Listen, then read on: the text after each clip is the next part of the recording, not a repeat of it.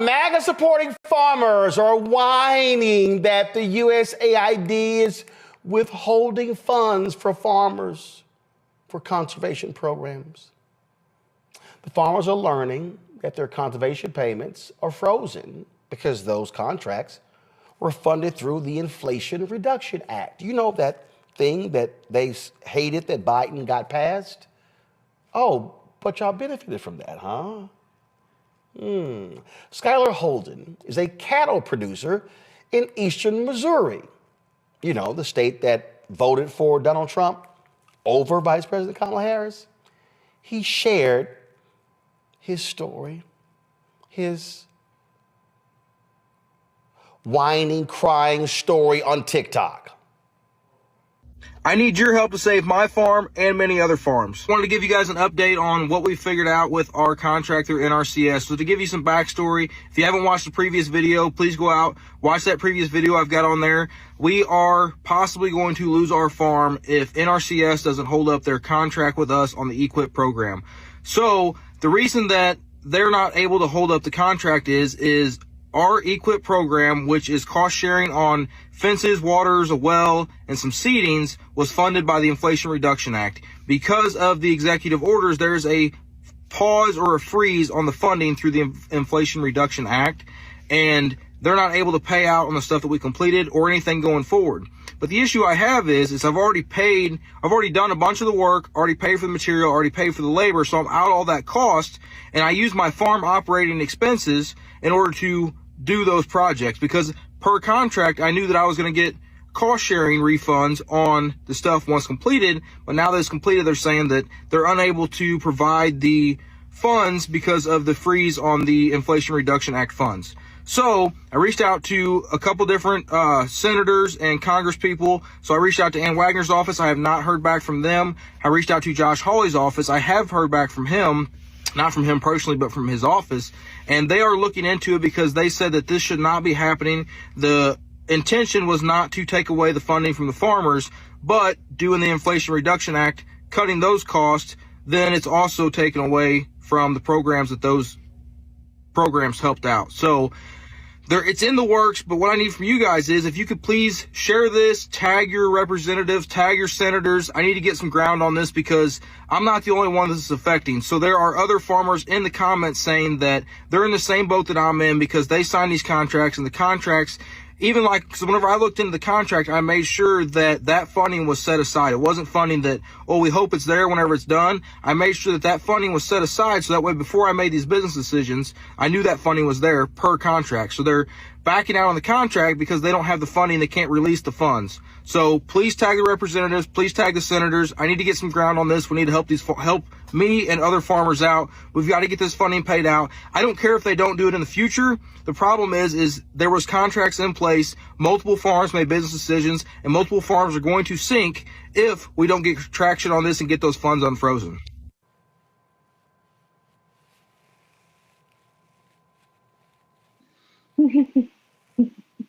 You're wrong for that, Roland. I'm just broken apart that, you know, he did all of this work and he's not getting his money. And I'm just torn apart that, you know, he called his senator, Josh Hawley, to help him out of this. And I guess I'm really sad by this because if you go to my iPad, these are the people who voted for and against the Inflation Reduction Act. All Democrats voted for it. All Republicans voted against it. And if I go down here over to the H's, what will you see? Right there, Hawley, Republican, Missouri, voted No. So the person you're crying to didn't vote for the very program that's funding you right now. This is what happens when y'all F around and find out.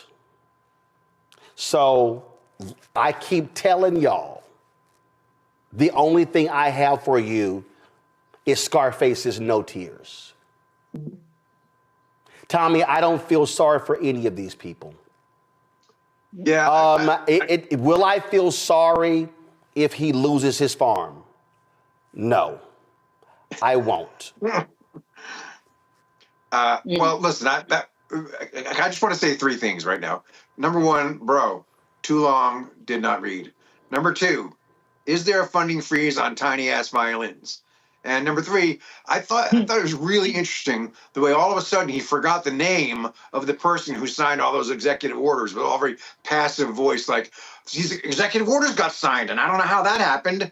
You know, the humana. It was Trump that did that to you, buddy. But I'm, look, I'm not going to delight in somebody else's misery. And plus, no. All that. No. Hey, I'm sorry. And I know everybody, folk they've been asking me, Roland, please stop cussing. So I ain't going to use the 4-letter word I really want to use. But damn that. I will delight in their pain. Do you know why? Because they're delighting in the pain of poor people. They're delighting in the pain of migrants. They're delighting in the pain of black people. These are the people who are cheering DEI. These are the people who cheered the January 6th domestic terrorists. These are the people who constantly vote against their economic interest, and then they whine and complain, oh my God, I can't believe this. These are the idiots who go, I can't stand Obamacare, but please don't take my Affordable Care Act. Yeah, no, I mean, look, basically, I just don't want my mom to call me home, for glorying in somebody else's misery. But like, you're absolutely right. My dad won't send me a text shortly saying, keep giving them hell, son. Go ahead, Tommy. Yeah, it makes me want to shake them more than anything else. There was also been a lot of these headlines about people who literally, there's one lady who was on stage with Trump, and now she's like, oh, I can't believe that he's doing all this deportation. That was a Venezuelan woman. We showed her last week. Yeah. I mean, I don't want to laugh at him, but I want to, like, here's the thing, like they're playing in your face because Trump and his people will say, we didn't hide any of this. We said we were going to do all this. Julian, I'm laughing in their faces. Me too, Roland. Me too. I mean, I'm petty like that. I'm not petty. Well, maybe I am. But these people are getting what they voted for. If they didn't know, he told them what he was going to do. Not only he tell it to them, he also detailed it. He and his minions detailed it in Project 2025. And then he says, oh, no, that has nothing to do with me. Now, look at the blueprint. Look at who he put in charge of OMB. Look at who will be stopping money from moving if they have their way. So, that little man talking about his farm, you know what, you and your farm, too, is how I feel about it. I don't feel sorry for it. At the end of the day, these are people who revel in deportations. They revel in all the things that are happening bad. And then they didn't understand. We're all intertwined in this country. Bad stuff that happens to black folks is going to happen to you too. If you work for the federal government and you voted for that man, just watch what's going to happen. And we could go down the list and talk about all these things. I know a white lady who lives in my neighborhood who has a disabled child. She voted for that man. And now she asked me, I went outside today for something, and she said, do you think that they're going to cut the funding for disabled children? I said, what do you think? And I said, look, I told you not to talk to me because it never turns out right. I don't try to cuss, but sometimes it just happens, like spontaneous eruption. So the last time the lady said something to me, one of my neighbors, she said, you so cold. I said, just tell her not to talk to me, and we'll have no problems. I'll say hello from across the street. Hi, how you doing? But she's wondering, is disabled child stuff going to be cut? Yes, it's going to be cut, lady. I don't understand what did these people think? He was going to carve out and say, well, we're going to cut this, except for the white people. We're going to cut this. Yes. No, that is what they thought. I'm a Congo. That's literally what they thought. Even these nutcase Latinos, what are you doing? You weren't supposed to take my wife. You're supposed to take them. No, her too. Yeah, I mean, this is the thing. People say this is not what they voted for, blah, blah, blah. This is what they voted for, just not for them.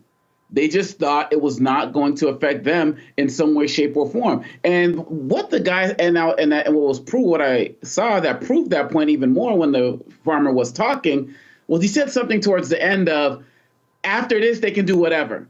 But he was basically like, let those of us who made our money and paid for our equipment already, call them so we can get paid. After that, whatever happens, happens. And again, that shows the selfishness of so many of these individuals who thought that this stuff was not going to come for them. But the other part of this is going to be interesting is that, remember in 2018 when the whole thing happened with the farmers and the soybeans and stuff, and it was all those billions of dollars cut to save for them, many of those farmers, rather than blaming Trump, they looked at him as their savior.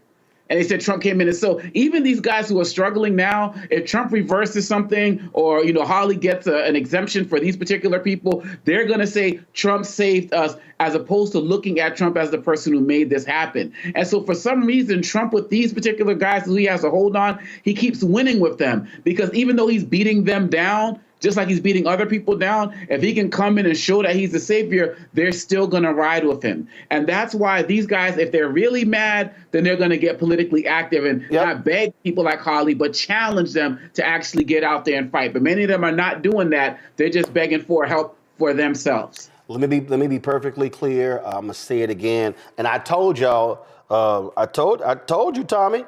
My daddy said, that's right, son. Give them hell for what they created. I told you. I mean, I do not, all of these people who are falling for the okie doke, they're getting played. I don't feel sorry for them. I understand pain, but my deal is, we told you for a year we told you for 3 years what Project 2025 was. We told you, and they told you what they were going to do. But these people, they effed around and they found that, and now they're finding out, and hashtag we tried to tell you. Hello, I'm Isaac Hayes III, founder and CEO of Fanbase. And right now we're accepting investors in our $17 million round to revolutionize the future of social media. Today, for just $399, you can own 60 shares of stock in Fanbase at $665 a share. Go to startengine.com/fanbase and invest today. While the big platforms have grown too massive and disconnected from their users, Fanbase is building a platform where creators and users truly come first. We've already raised $8.6 million from everyday investors who believe in this vision, and now you can join them. This is your chance to invest in a social media tech company with over 1 million users that is disrupting media by allowing anyone to reach all of their following and monetize their content from day one. The market is changing, big platforms are failing to serve their users, and Fanbase is stepping up to fill the gap. Don't wait until it's too late. Invest now. Invest for yourself and your future. Go to startengine.com/fanbase and own the future of social media.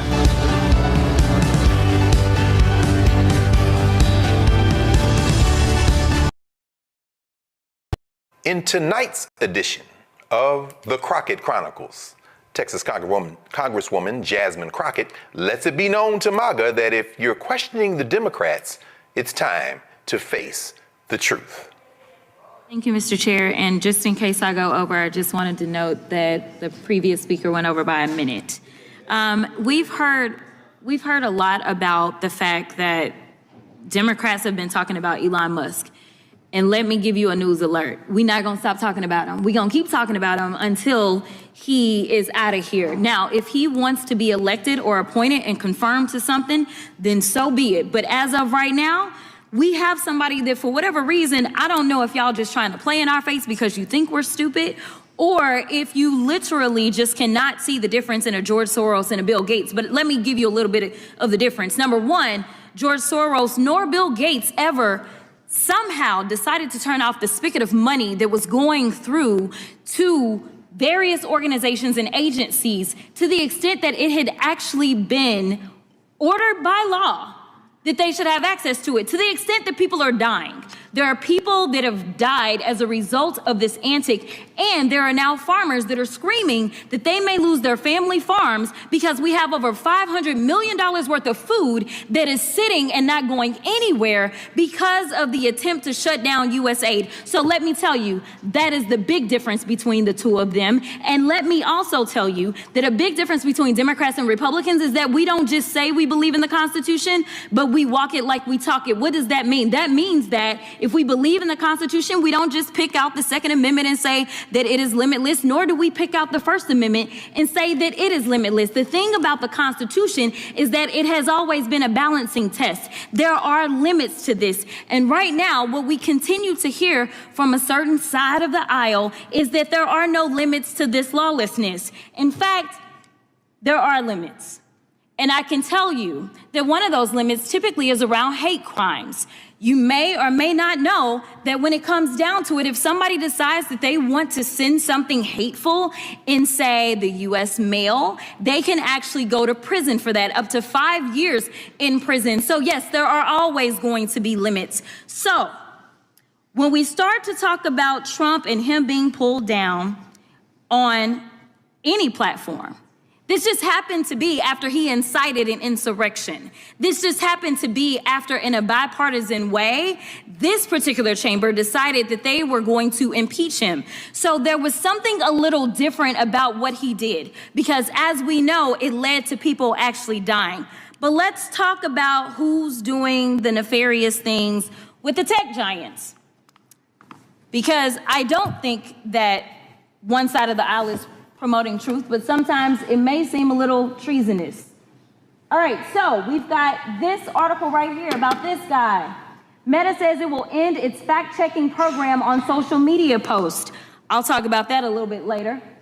Then we have Washington Post says it will not endorse a candidate for president. We also know that actually they absolutely intended to endorse Kamala Harris. We have this one. Google Maps now show Gulf of America instead of Gulf of Mexico for app users in the United States, which is a complete farce because it's the Gulf of Mexico. It always has been. And we know that the AP got kicked out yesterday because they refused to buy into this lie, because that's all y'all really want to promote is lies. That's the big issue that we have.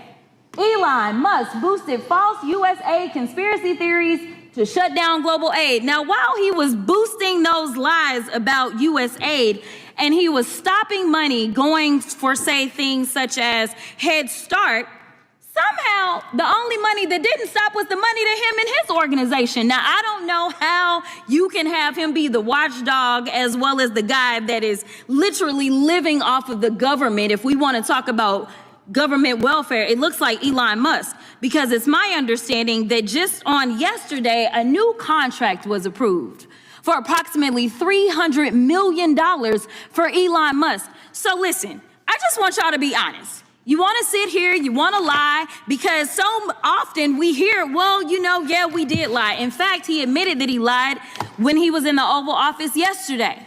But if it's a lie that will get you into office, such as saying, I know nothing about Project 2025, yet on day one, you literally do everything that you can to implement it, including making sure that you put, say, one of the main architects of Project 2025 over the OMB, it's okay, so long as you get the power that you seek.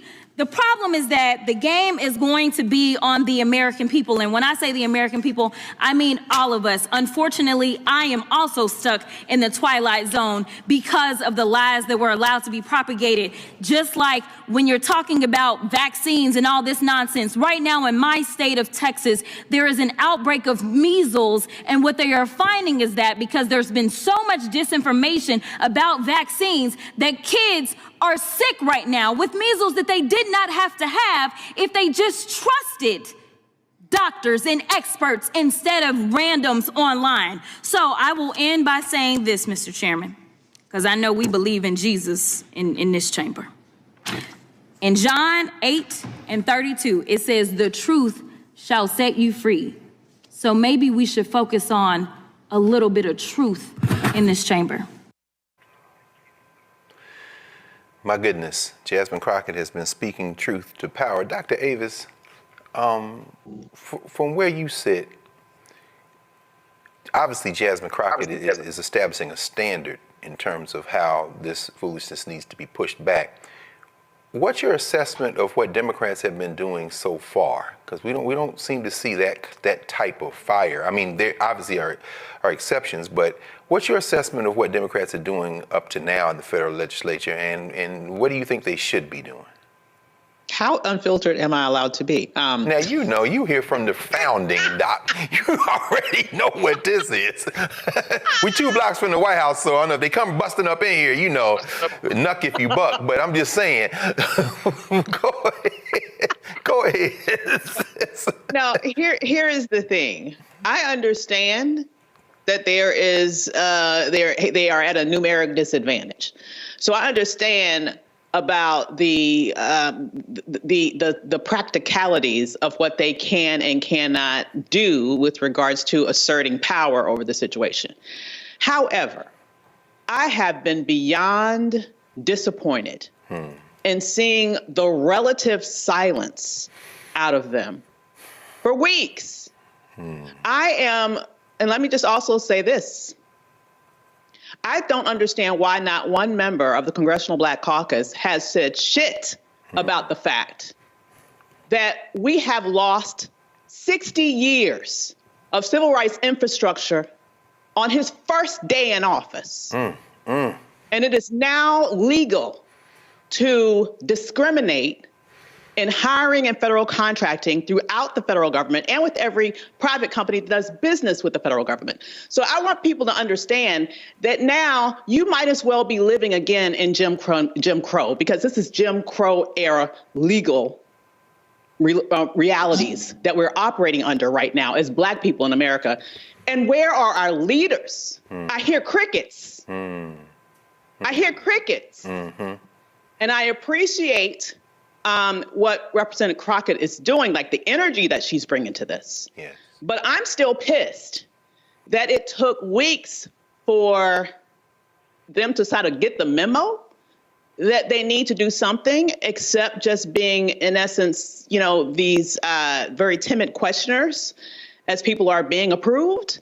And I'm still waiting for someone to express outrage, for someone to really understand and articulate to the American people what it means when he rescinded Executive Order 11246.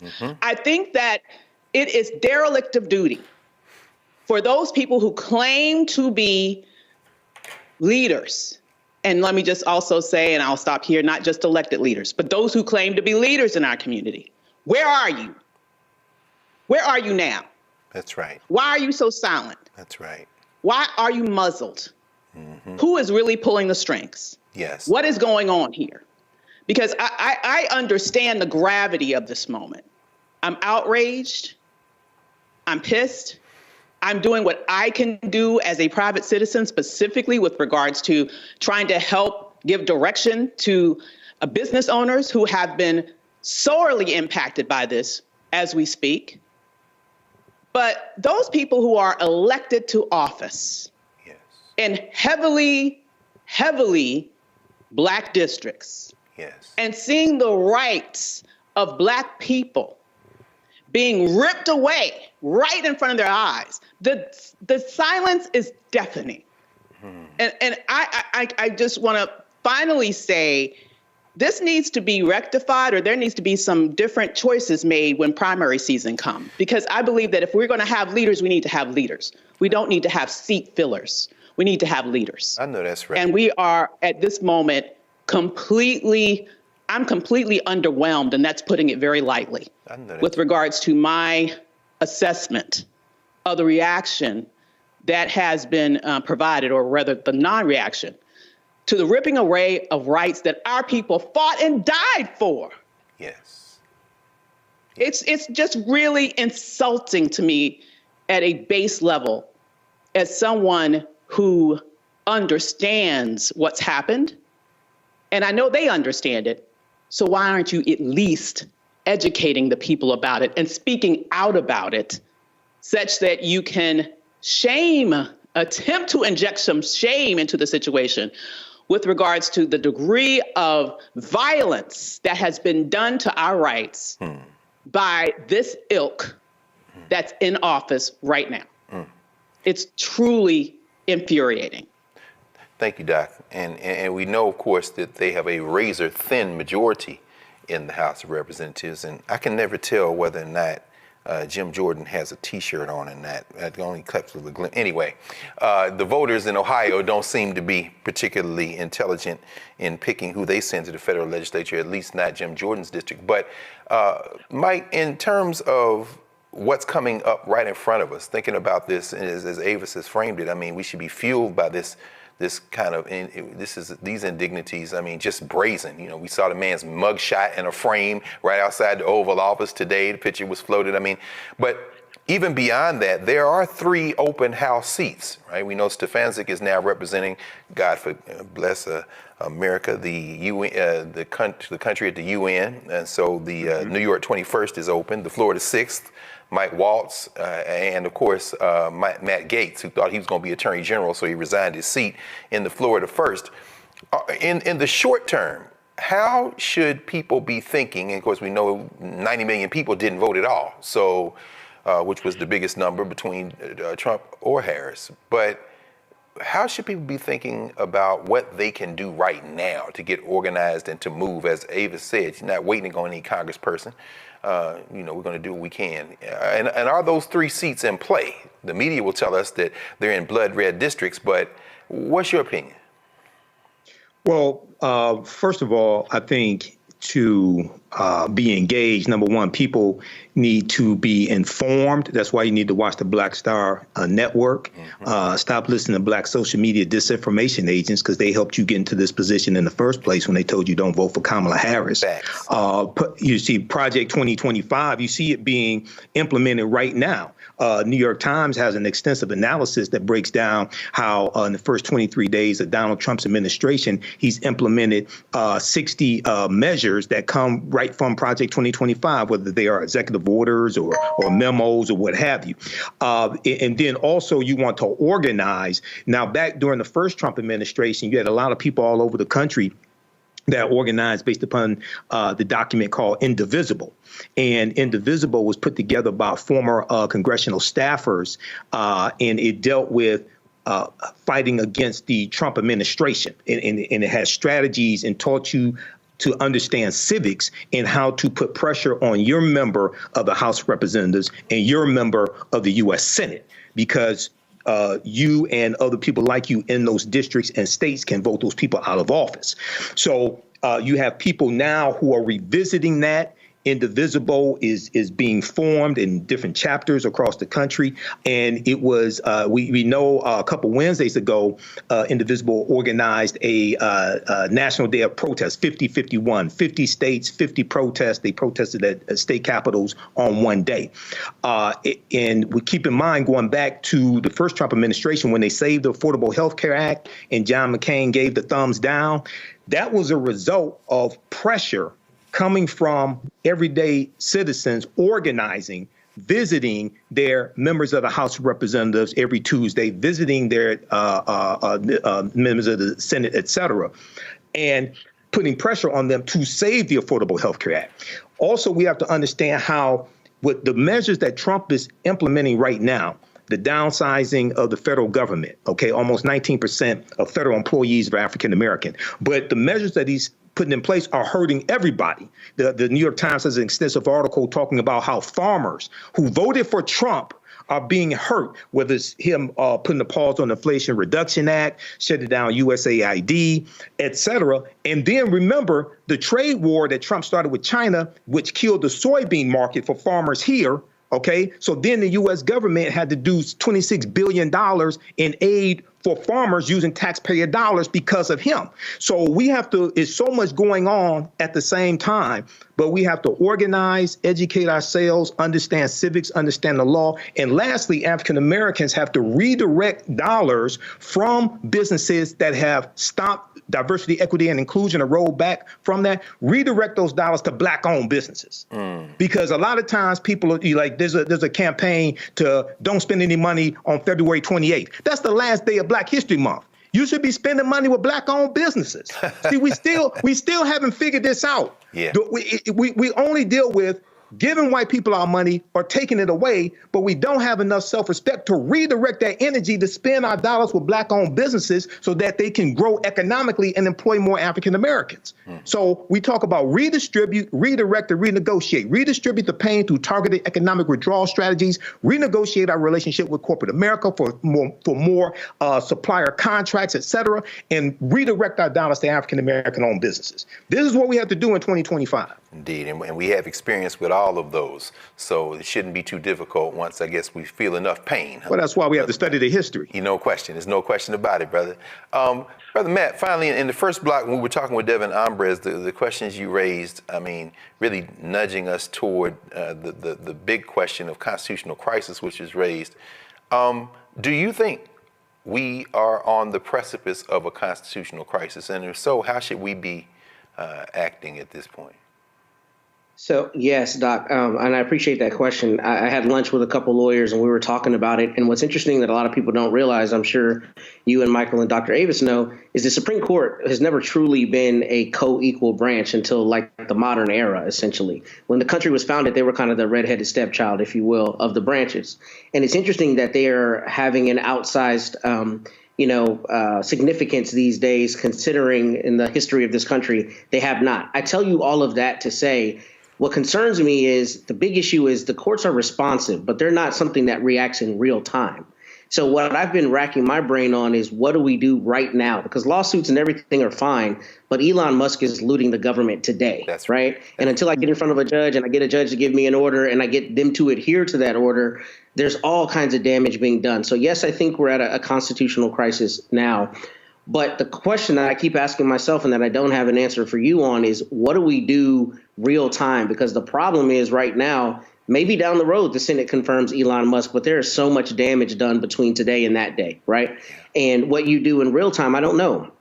I don't know whether it's some of the strategies that Michael mentioned, but I do know, and some of the things that Dr. Avis mentioned, I do know that what's not going to work is what we thought would work, what used to work.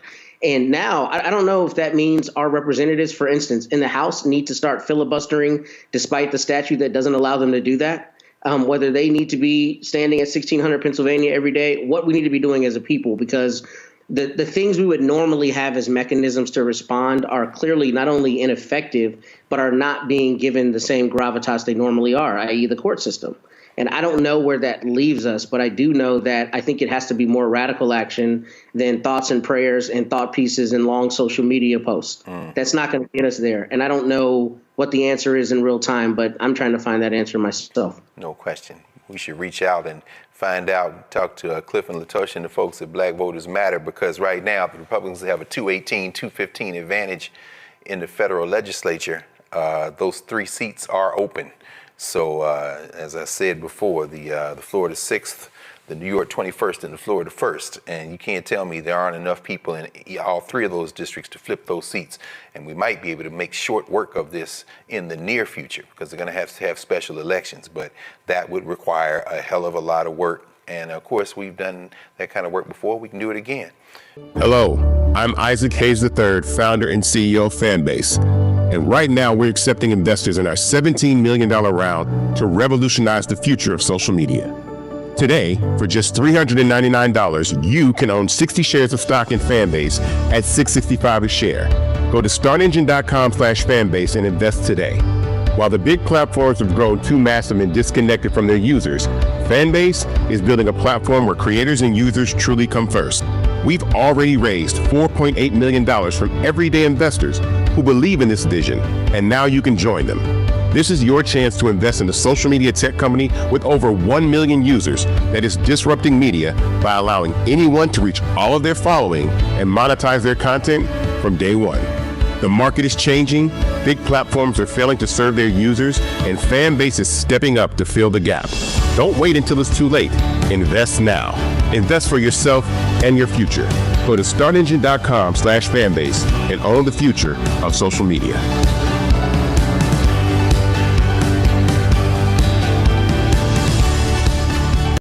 Yesterday, Super Bowl took place, and there was excitement about it. You had Kendrick Lamar performing at halftime. Of course, you had the Eagles playing the Chiefs.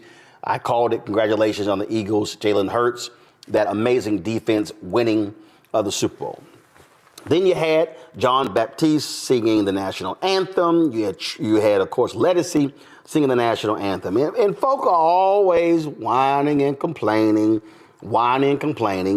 And so here's my boy, Armstrong Williams.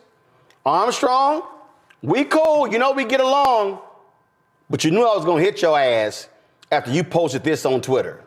Yet again, the National Football League has decided to desecrate the sacred American sport of football, a sport that has united Americans for decades by playing the divisive Negro National Anthem before the game. Now look, I certainly have no problem with there being a Black American National Anthem, but there's a time and place for everything, and the Super Bowl is not the time nor the place.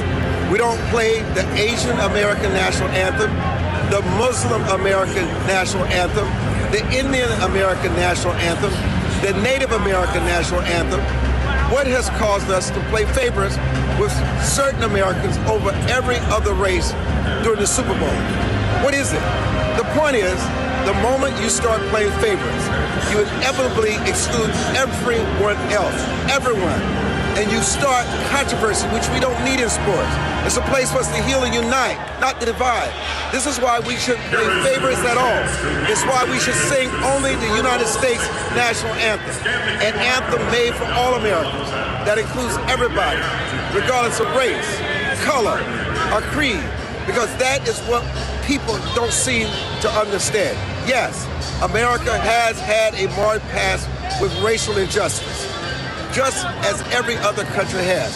But our national anthem has always stood for one thing and one thing only. Not white Americans, not Black Americans, but Americans. No matter who you are, no matter where you come from, the national anthem is your anthem. And when that beautiful song is sung, it is sung for every American, everywhere. I'm Armstrong Williams, live from Super Bowl 59.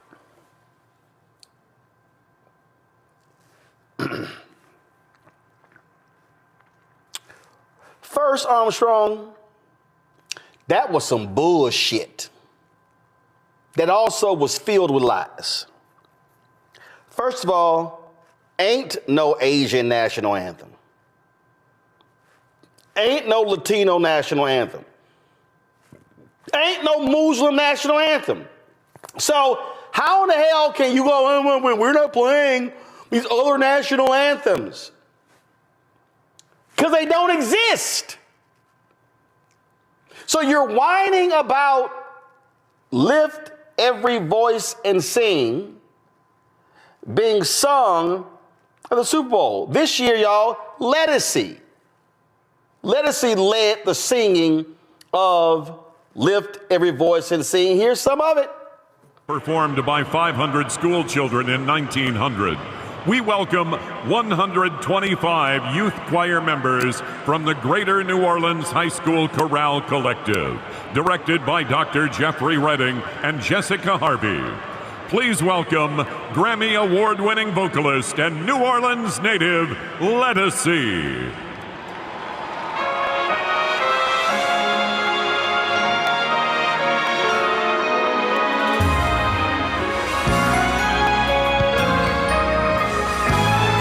Okay, so Lettucey in that choir, singing, lift every voice and sing the Negro National Anthem.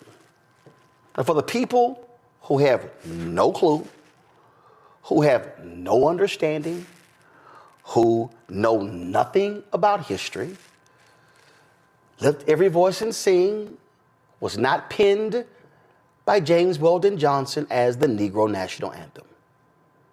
No, it's a hymn. It's a Christian hymn. The song was first sung publicly at a celebration of the birth of former President Abraham Lincoln. Yeah, that was the first time. It wasn't until some 30 years later that the NAACP called it the Negro National Anthem because it spoke to the fight against racism by black people. So the author of the song, of the Christian hymn, never called it the Negro National Anthem. That was it being coined by the NAACP. And so all these people, all these right wingers, why are they singing, the Negro National Anthem? Why are they, I don't understand why. This is just wrong. It's not right. It's just showing we're not unified. It's all this little whining and complaining. And among these idiots who love running their mouth is that dumbass who's in Trump's ear, Charlie Kirk, the one who wants to get rid of the Civil Rights Act and MLK holiday. Go to my iPad. So he tweeted this: only our actual national anthem should be performed at the Super Bowl. And my boy Ben Watson, the former NFL player, Super Bowl winner, he goes, why so much hate for America the Beautiful? I think it's a beautiful song about our country. Oh, I'm sorry. Were y'all aware that there was another song sung and performed? Yeah. Cue it up. Trombone Shorty of New Orleans and Laura Daigle. Guess what? They actually performed another song, America the Beautiful, which has happened multiple times in previous Super Bowls. Roll it.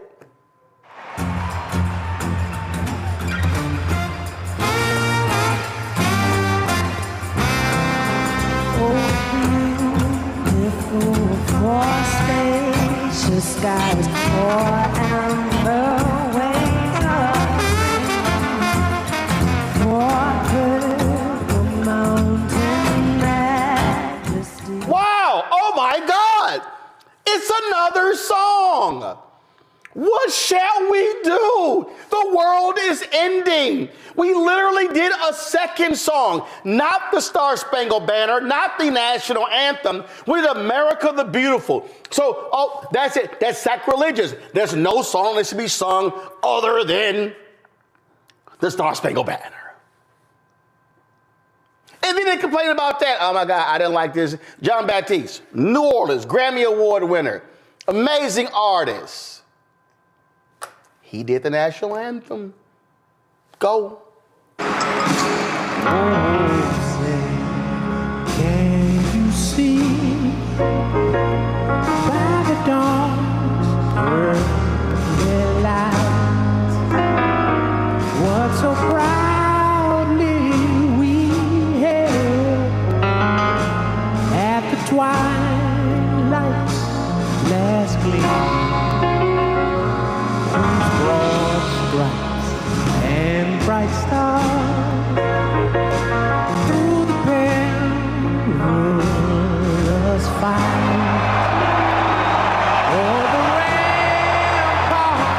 Oh my goodness! There was also some booing when they showed that idiot. So, oh my goodness, what do we do? Here we go. It's. I don't understand. What did Armstrong say? Oh my God, that song, that beautiful song. That song that speaks for all of us. The song that represents all of us. This was a piece that was published in the Washington Post 5 months ago. The ugly reason the Star Spangled Banner didn't become our national anthem for a century. Oh my goodness, what did I just say?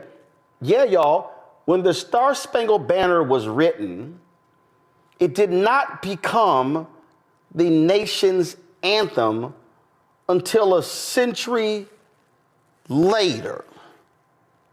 I don't understand. I mean, this song was written in September of 1814. Francis Scott Key in Baltimore wrote this song, and he as you see right here, he overheard plans for a surprise attack on Baltimore. He witnessed this, and so he was then moved to write this song. And, oh, I'm sorry, who was Francis Scott Key? Francis Scott Key was a slaveholder, like many of the founding fathers. Francis Scott Key also was an anti-abolitionist. He did not want to see people of African descent to be free. So he penned the Star-Spangled Banner. And, you know, we sing it. The problem is we don't sing the full song. And we don't sing the full song because that third stanza is problematic. Because the third stanza talks about slaves and the British. Please show it.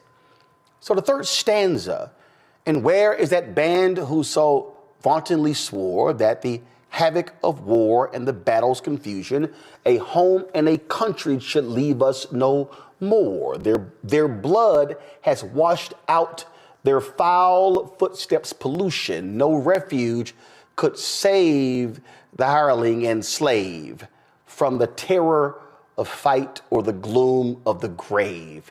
And the Star-Spangled Banner in triumph doth wave over the land and of the free and the home and the brave. He writes about those slaves.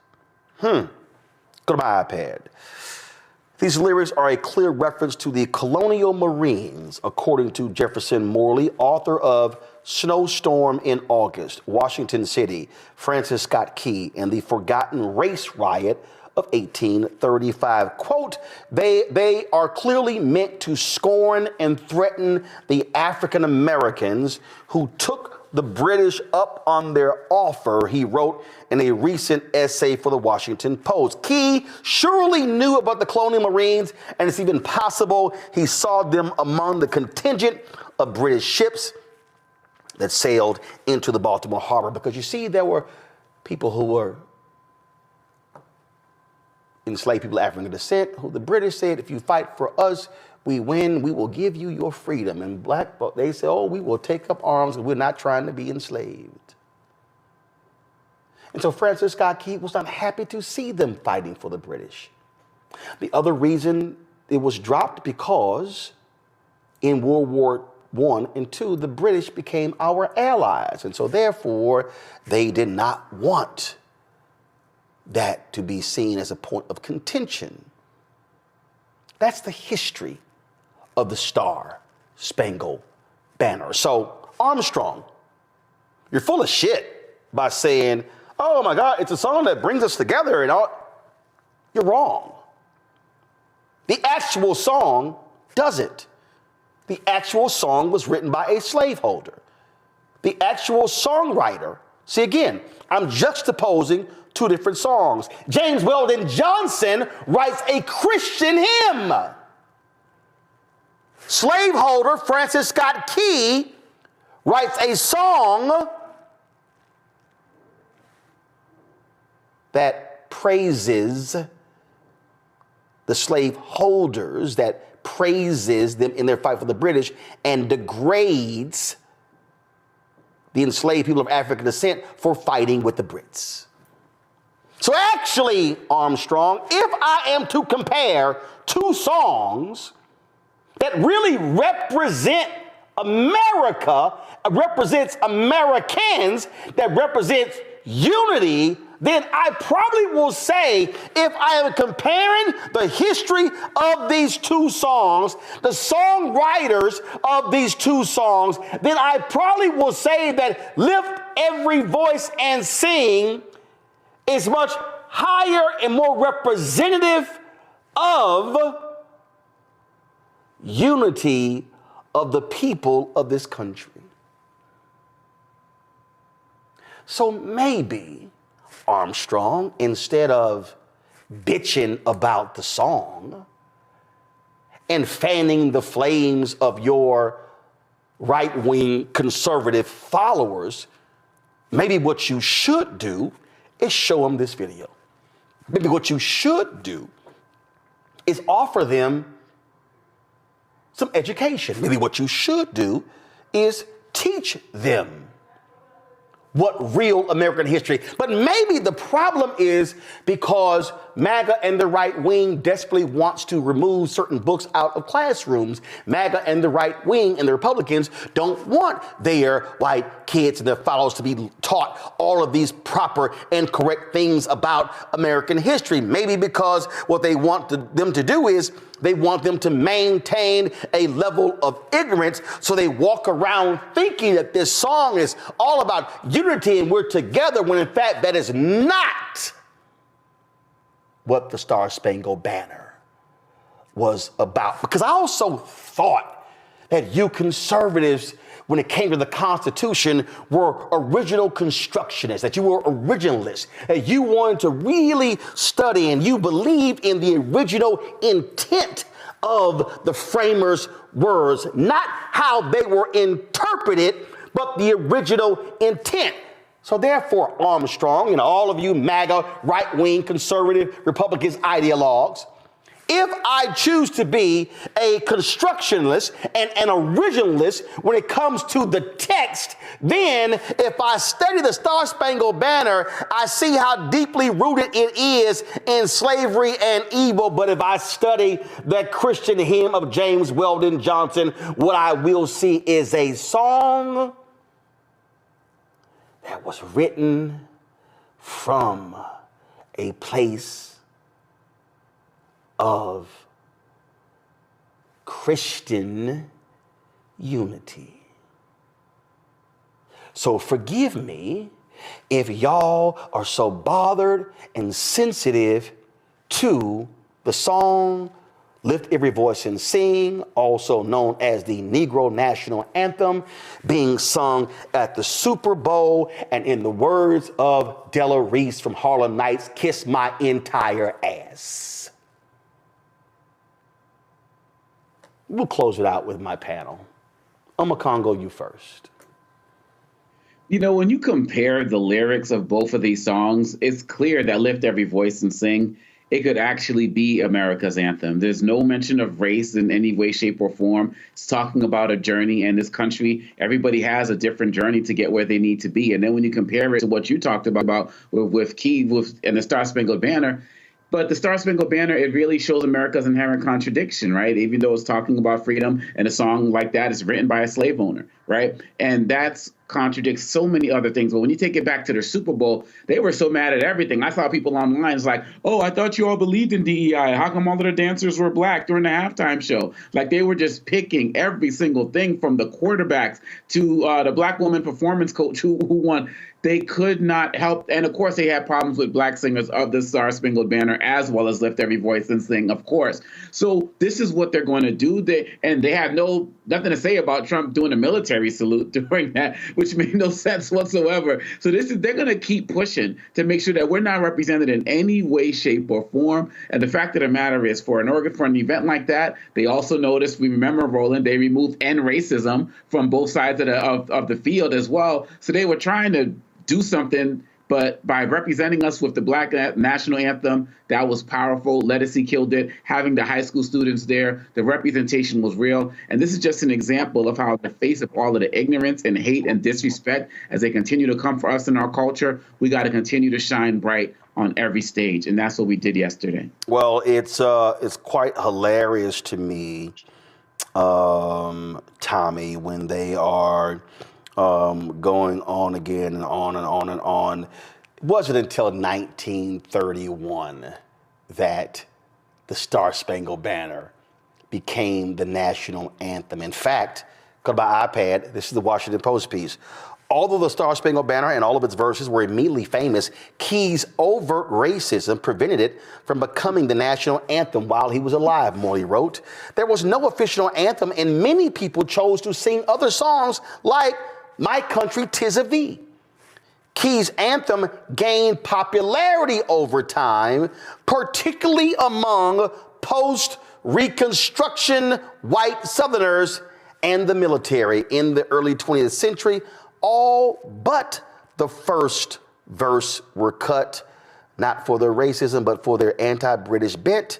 The United Kingdom was by then an ally.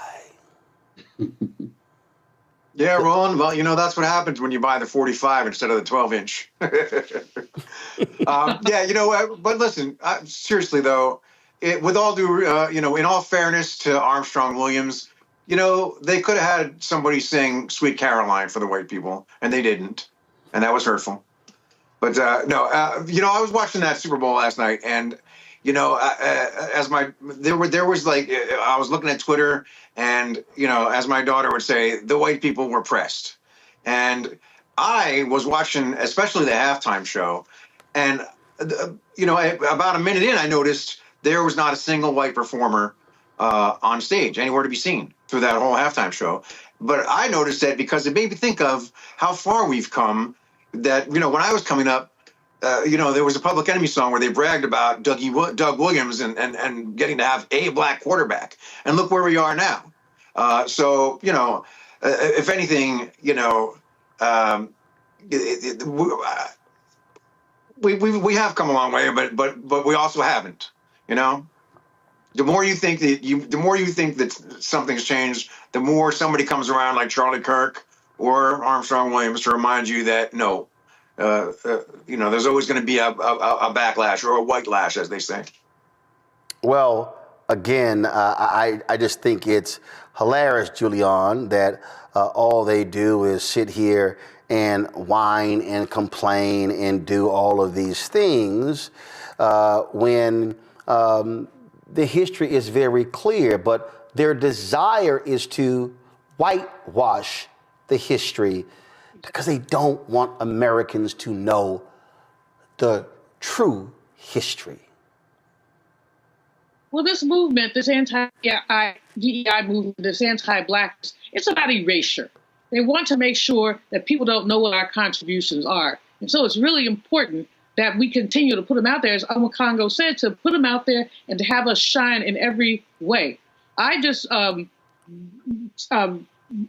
rid of the end racism sign is a step backward, but singing the Negro National Anthem, one of my favorite songs in the world, is a leap forward. And frankly, white America, y'all need to learn it too. And as it could be our national anthem. We end, the last verse of Lift Every Voice ends with "True to our God, true to our native land." How can you argue about that? There's nothing whatsoever to argue about. So what we're really looking at is a bunch of folks who are just stewing in their misery. Just sit back, enjoy the game, and shut up. And just shut up. It's and Armstrong, please, that little whatever he put out there, you know, we all know Armstrong. We all like Armstrong. He's a good guy at some level. But at some level, he sings off a hymn book of nonsense. As you said earlier, Roland, when you started talking about this, there's no Asian American anthem or any other anthem. And the reason why the Negro National Anthem is so important is because of the marginalization of Black people. That song has taken us through so much. We have come over the ways where the tears have been watered. We have come walking ahead through the blood of the slaughtered. I mean, come on. That really does speak to not only our experience in these United States, the experience of many others. These people are, I mean, they're children. They're whiners, and they could, like I said, sit back, enjoy the game, enjoy the music, enjoy the song, and go to work tomorrow if you still have a job, because if you work for the federal government with the orange man inside, you might not. So enjoy and embrace the Super Bowl for what it is. It's a national diversion. Enjoy it. I don't understand the pettiness. I don't understand the smallness. But what I do understand is that it's resistance. And that song is about resistance. It is absolutely about resistance. And that's what we're going to be doing for the next 4 years while we have, a sociopath and an oligarch in the house that enslaved people built, the descendants of enslaved people. When we sing it together in our things, some of us after the third verse, we lift our fists, and that's what I'm doing now. Well, and just in case people don't understand, James Weldon Johnson wrote Lift Every Voice and Sing to honor Booker T. Washington. In 1917, the NAACP often began to refer it as the Negro National Anthem, and that was 14 years before Congress actually made it the national anthem. So for Armstrong and the right wing and all of you, it was called the Negro National Anthem before there ever was a national anthem. So again, y'all are following black people. Hello, I'm Isaac Hayes III, founder and CEO of Fanbase. And right now we're accepting investors in our $17 million round to revolutionize the future of social media. Today, for just $399, you can own 60 shares of stock in Fanbase at $665 a share. Go to startengine.com/fanbase and invest today. While the big platforms have grown too massive and disconnected from their users, Fanbase is building a platform where creators and users truly come first. We've already raised $8.6 million from everyday investors who believe in this vision, and now you can join them. This is your chance to invest in a social media tech company with over 1 million users that is disrupting media by allowing anyone to reach all of their following and monetize their content from day one. The market is changing, big platforms are failing to serve their users, and Fanbase is stepping up to fill the gap. Don't wait until it's too late. Invest now. Invest for yourself and your future. Go to startengine.com/fanbase and own the future of social media.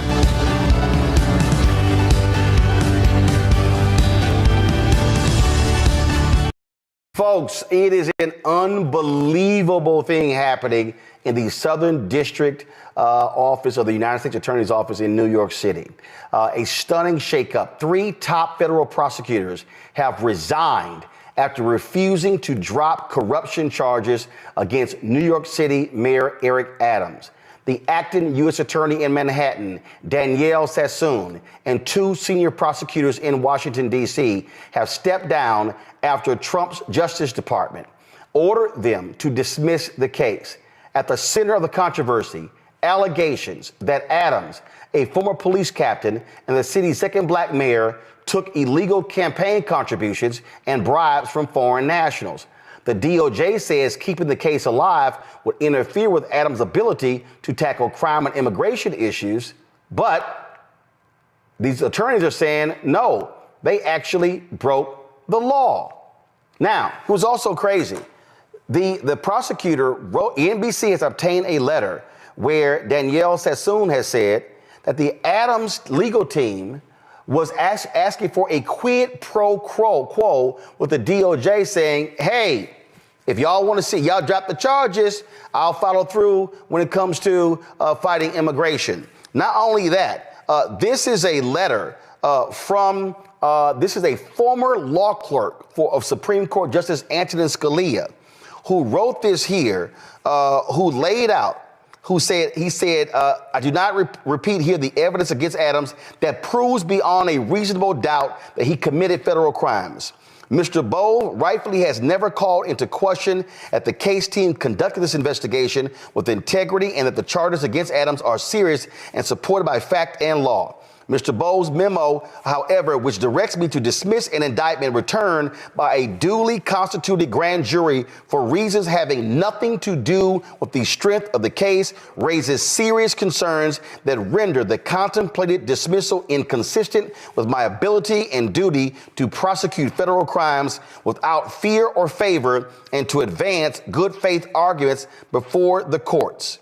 When I took my oath of office 3 weeks ago, I vowed to well and faithfully discharge the duties of the office on which I was about to enter.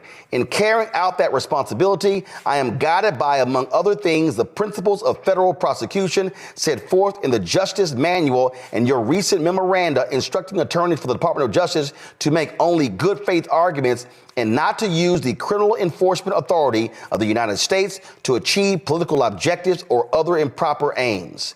This is what he lays out to Attorney General Pam Bondi. Folks, it is unbelievable what is happening there. And joining us right now, former Maryland State's Attorney, former federal prosecutor, and now Congressman Glenn Ivey. Congressman Ivey, glad to have you here.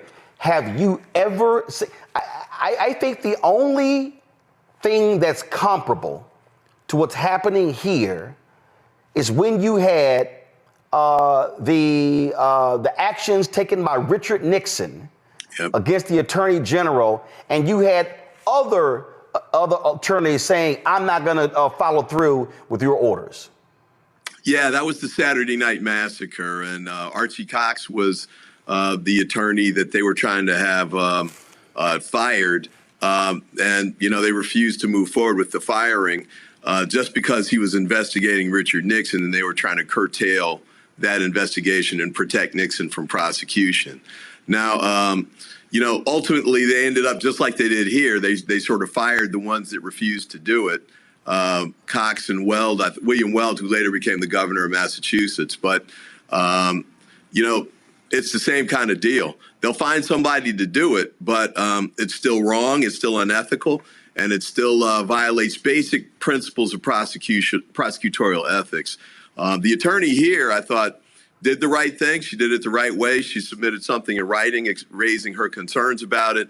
But as you pointed out, this was not a decision that, Beauvais and Bondi were making on the merits. This was just based on they want to try and essentially reward Eric Adams, apparently, for him taking a position that was positive with respect to immigration during the campaign and the presidential campaign cycle. And as Hakeem Jeffries has suggested, the fact that they dismissed it but without prejudice, which means they could bring it back later, means they can hold this over Eric Adams' head as long as he's in office.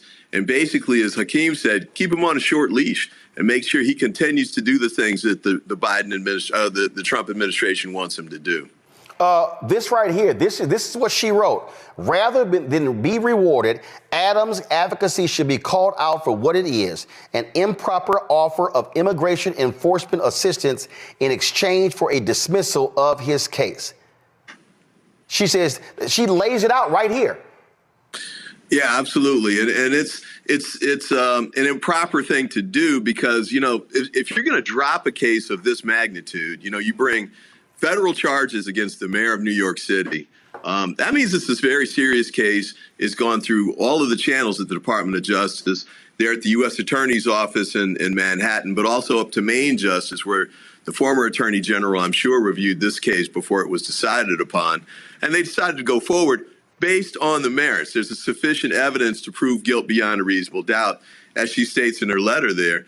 And in fact, they were about to bring a superseding indictment. Yeah, they were about to hit it with another indictment. Yeah, they're going to add charges because they found new evidence that indicated additional criminal charges should be brought. They were about to do a superseding indictment. Instead of going in that direction, though, the Trump administration reversed course totally and told him to throw the case out. Not all the way. So you got to keep it over his head, but enough so that the federal charges don't go forward now unless he carries out the immigration policies that they want. For the people who are at home, explain what a superseding indictment is. Superseding indictment, when a case first goes to a grand jury, the prosecutor presents evidence and asks the grand jury to return charges on particular criminal counts. And let's say they bring, 4 or 5 counts. And that indictment is returned. That means it's presented in court so the defendant knows what the charges are. And then the case begins moving forward in public. As the case goes forward, if prosecutors find new information or new evidence that more crimes were committed, they can add more charges. And they bring a second indictment, or called the superseding indictment, which adds the new charges to the old charges. So in this instance, it looks like what happened was the prosecutors in Manhattan found more evidence of more criminal conduct, or they found evidence that sufficiently bolstered charges that they thought about bringing before but didn't think were strong enough yet. But they found strong enough evidence to add more charges to prove guilt beyond a reasonable doubt against the mayor of New York City. And that's why they were seeking a superseding indictment. So what was crazy here, they found additional charges of him ordering people to destroy evidence.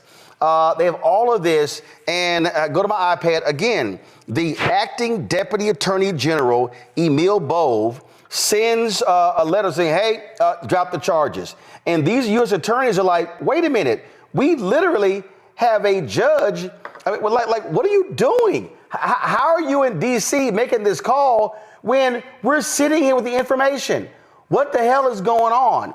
This is, then of course, when he was asked about it in the Oval Office, Trump goes, I know anything about it. No, this is, Eric Adams has been trying to suck up to Donald Trump since Election Day to do this very thing right here. And these attorneys, multiple attorneys, have now quit, saying what the hell y'all doing in D.C. is just wrong and corrupt. Yeah, that's right. And, you know, this was an effort that Adams' lawyers had been working with the Trump administration apparently for some time to try and get this kind of an outcome so that he could avoid criminal prosecution, at least to get through his election, apparently. But I'm sure he's hoping that if he continues to work with them and do what they want him to do on immigration and other things, they just won't bring the charges again.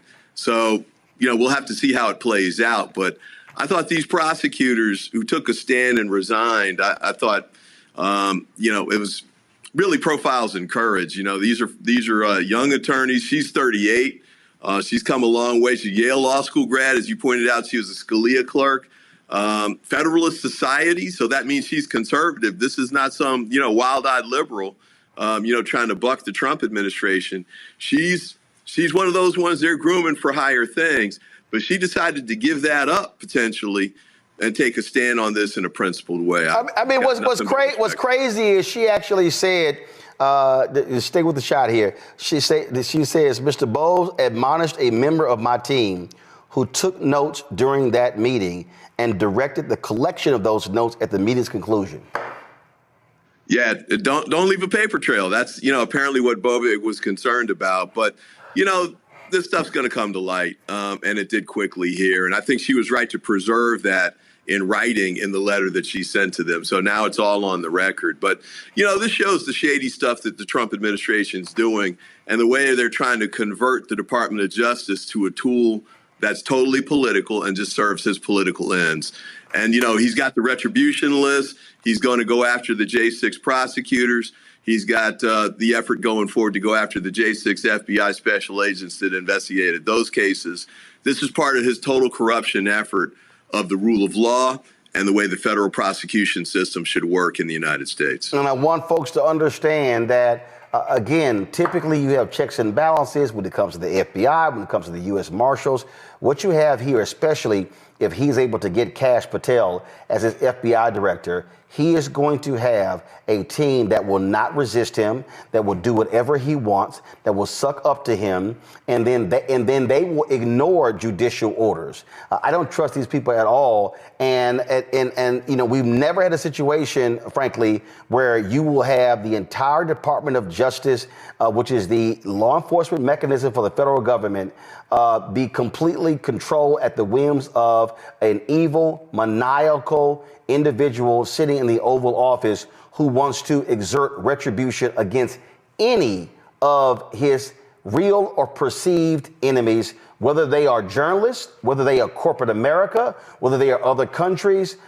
It will be hell on wheels if Kash Patel is FBI director, Pam Bondi is attorney general, and these sycophants are in control.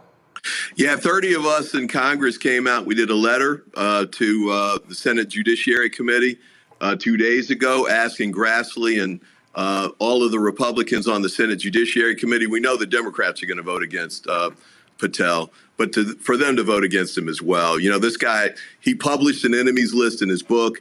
He's done these like children's book calling Donald Trump King Donald, so you know where he's going with that. You had the Trump Attorney General, Bill Barr, say this guy over his dead body should he even be deputy director of the FBI, much less director of the FBI. It's clear he's not qualified. Oh, I forgot. This guy had to take the Fifth Amendment so to try and avoid grand jury testimony about Trump. Then they immunized him to force him to testify. And then at his confirmation hearing, he refused to talk about what he testified about. I guess it was just so embarrassing and bad for him. So this is the guy they want to lead the FBI? Well, yeah, because he'll do whatever Trump wants. So, you know, it's Bondi, who was, you know, another Trump sycophant. Her staff is going to be Trump's former criminal defense team in the criminal cases that he had going before. Patel's going to be running the FBI. And you got J.D. Vance threatening the federal judges who are coming out with the injunctions against Elon Musk and those efforts. Vance and those guys and Musk are saying, well, you know, we might have to impeach these guys.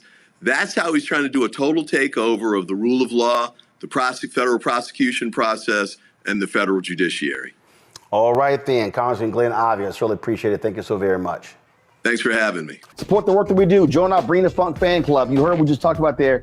Folks, I can't reiterate this enough. Listen to me clearly. I cannot reiterate this enough. When you've got technology companies running scared, when you've got legacy media not doing their job, when you've got black-owned media that is disintegrated, now is more than ever for us to have independent media that cares about the truth, that is willing to say what needs to be said. So when you support Roland Martin Unfiltered, this show, when you support the Black Star Network, you're not just supporting me, you're supporting the other shows. Our goal is to add 2 more shows this year. We want additional shows. We want more weekly and daily shows because we want to be able to speak truth to power. We want to be able to say what is necessary where other people are scared. And when you are scared, when you're looking over your shoulder, oh my God, that advertising contract is not going to come in. Well, guess what? A lot of these major ad agencies, they're not even supporting us anyway. You know, in 6 years of doing this show, Group M hasn't done a damn thing with us. Publicis hasn't done anything with us. You've got Horizon, you've got all of these folks, they haven't done jack. And so we are calling it like we see it, and we're speaking truth. And unlike some of these other so-called progressives and people who believe in truth, I'm not running around trying to kiss MAGA ass and kiss Trump's ass. I won't be going to Mar-a-Lago, not for a damn thing. And so this is about us being able to speak truth. So when you support this show and this network with your resources, that is exactly what is happening, because we are trying to build something that is bigger and broader, and actually it has the courage to say what needs to be said, even when it makes other folk uncomfortable. If you want to contribute giving Cash App, use the Stripe QR code. This is it right here. And if you are listening, simply go to blackstarnetwork.com to check it out. Also, if you want to see your checking money order, some of y'all old school, we understand that. See your checking money order to P.O. Box 57196, Washington, D.C., 2003 7-0196. PayPal, R. Martin Unfiltered. Venmo is RM Unfiltered. Zelle, Roland at RolandSMartin.com, Roland at RolandMartinUnfiltered.com. And again, folks, we've got some 4 million social media followers.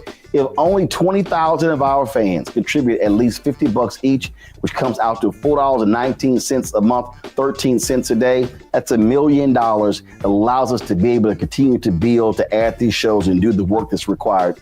So your support is needed. So please join our Bring the Funk fan club today. If you've not already joined, if you have given to us in the past, please renew your commitment, because it's important that we support Black-owned media, because Black-owned media matters. Select billionaires are doing all they can to destroy public education in America. And they're explaining what they're doing, okay? They want to destroy, let's be real clear, they want to destroy the teachers union, okay? Because they believe that that's the problem in education. They want to destroy the public education infrastructure.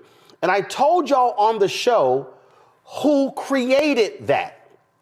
If you read James D. Anderson's book, The Education of Blacks in the South, from 1860 to 1935, it was African Americans, formerly enslaved people of African descent, who was elected to state houses all across the country, beginning in South Carolina, who put it in the state constitution for taxpayer-funded education. What Republicans want to do is they want to destroy that entire system. And they want to, under the guise of school choice, and they've been pushing their voucher programs. It's happening in Tennessee. It's happening in Texas. We've seen these things happen in Florida, but those two states are the biggest when we talk about the school voucher issue. In Texas is so bad, where the corrupt governor of the state, Greg Abbott, and the corrupt lieutenant governor of the state, Dan Patrick, two MAGA Republicans, they lost last session. The governor kept calling them back in the special session. They kept losing. The governor and Dan Patrick then said, we're going to target Republicans who voted against it, and they largely succeeded in booting them from office. Last week, the school voucher scam passed the Texas Senate. Now it goes to the Texas House.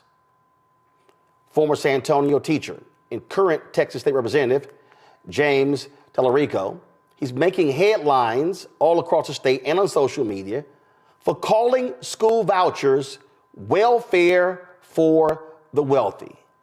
Listen to this. Greg Abbott is selling this private school voucher scam by calling it school choice.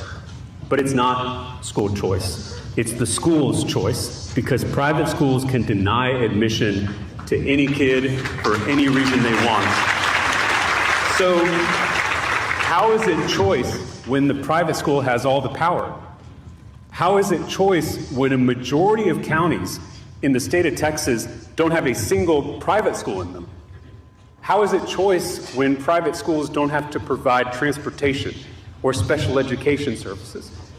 And how is it choice when the voucher doesn't even cover the full cost at most private schools in Texas? If you gave my former students on the west side of San Antonio a $10,000 voucher, there's still no way they could afford a $20,000 a year private school.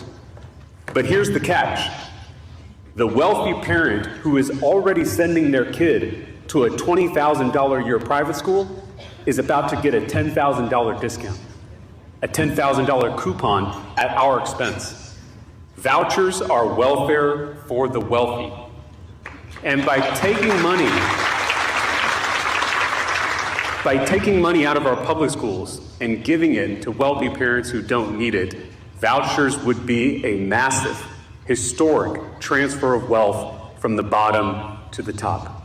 And the last thing I'll say, there are a lot of self-proclaimed Christians pushing these voucher scams.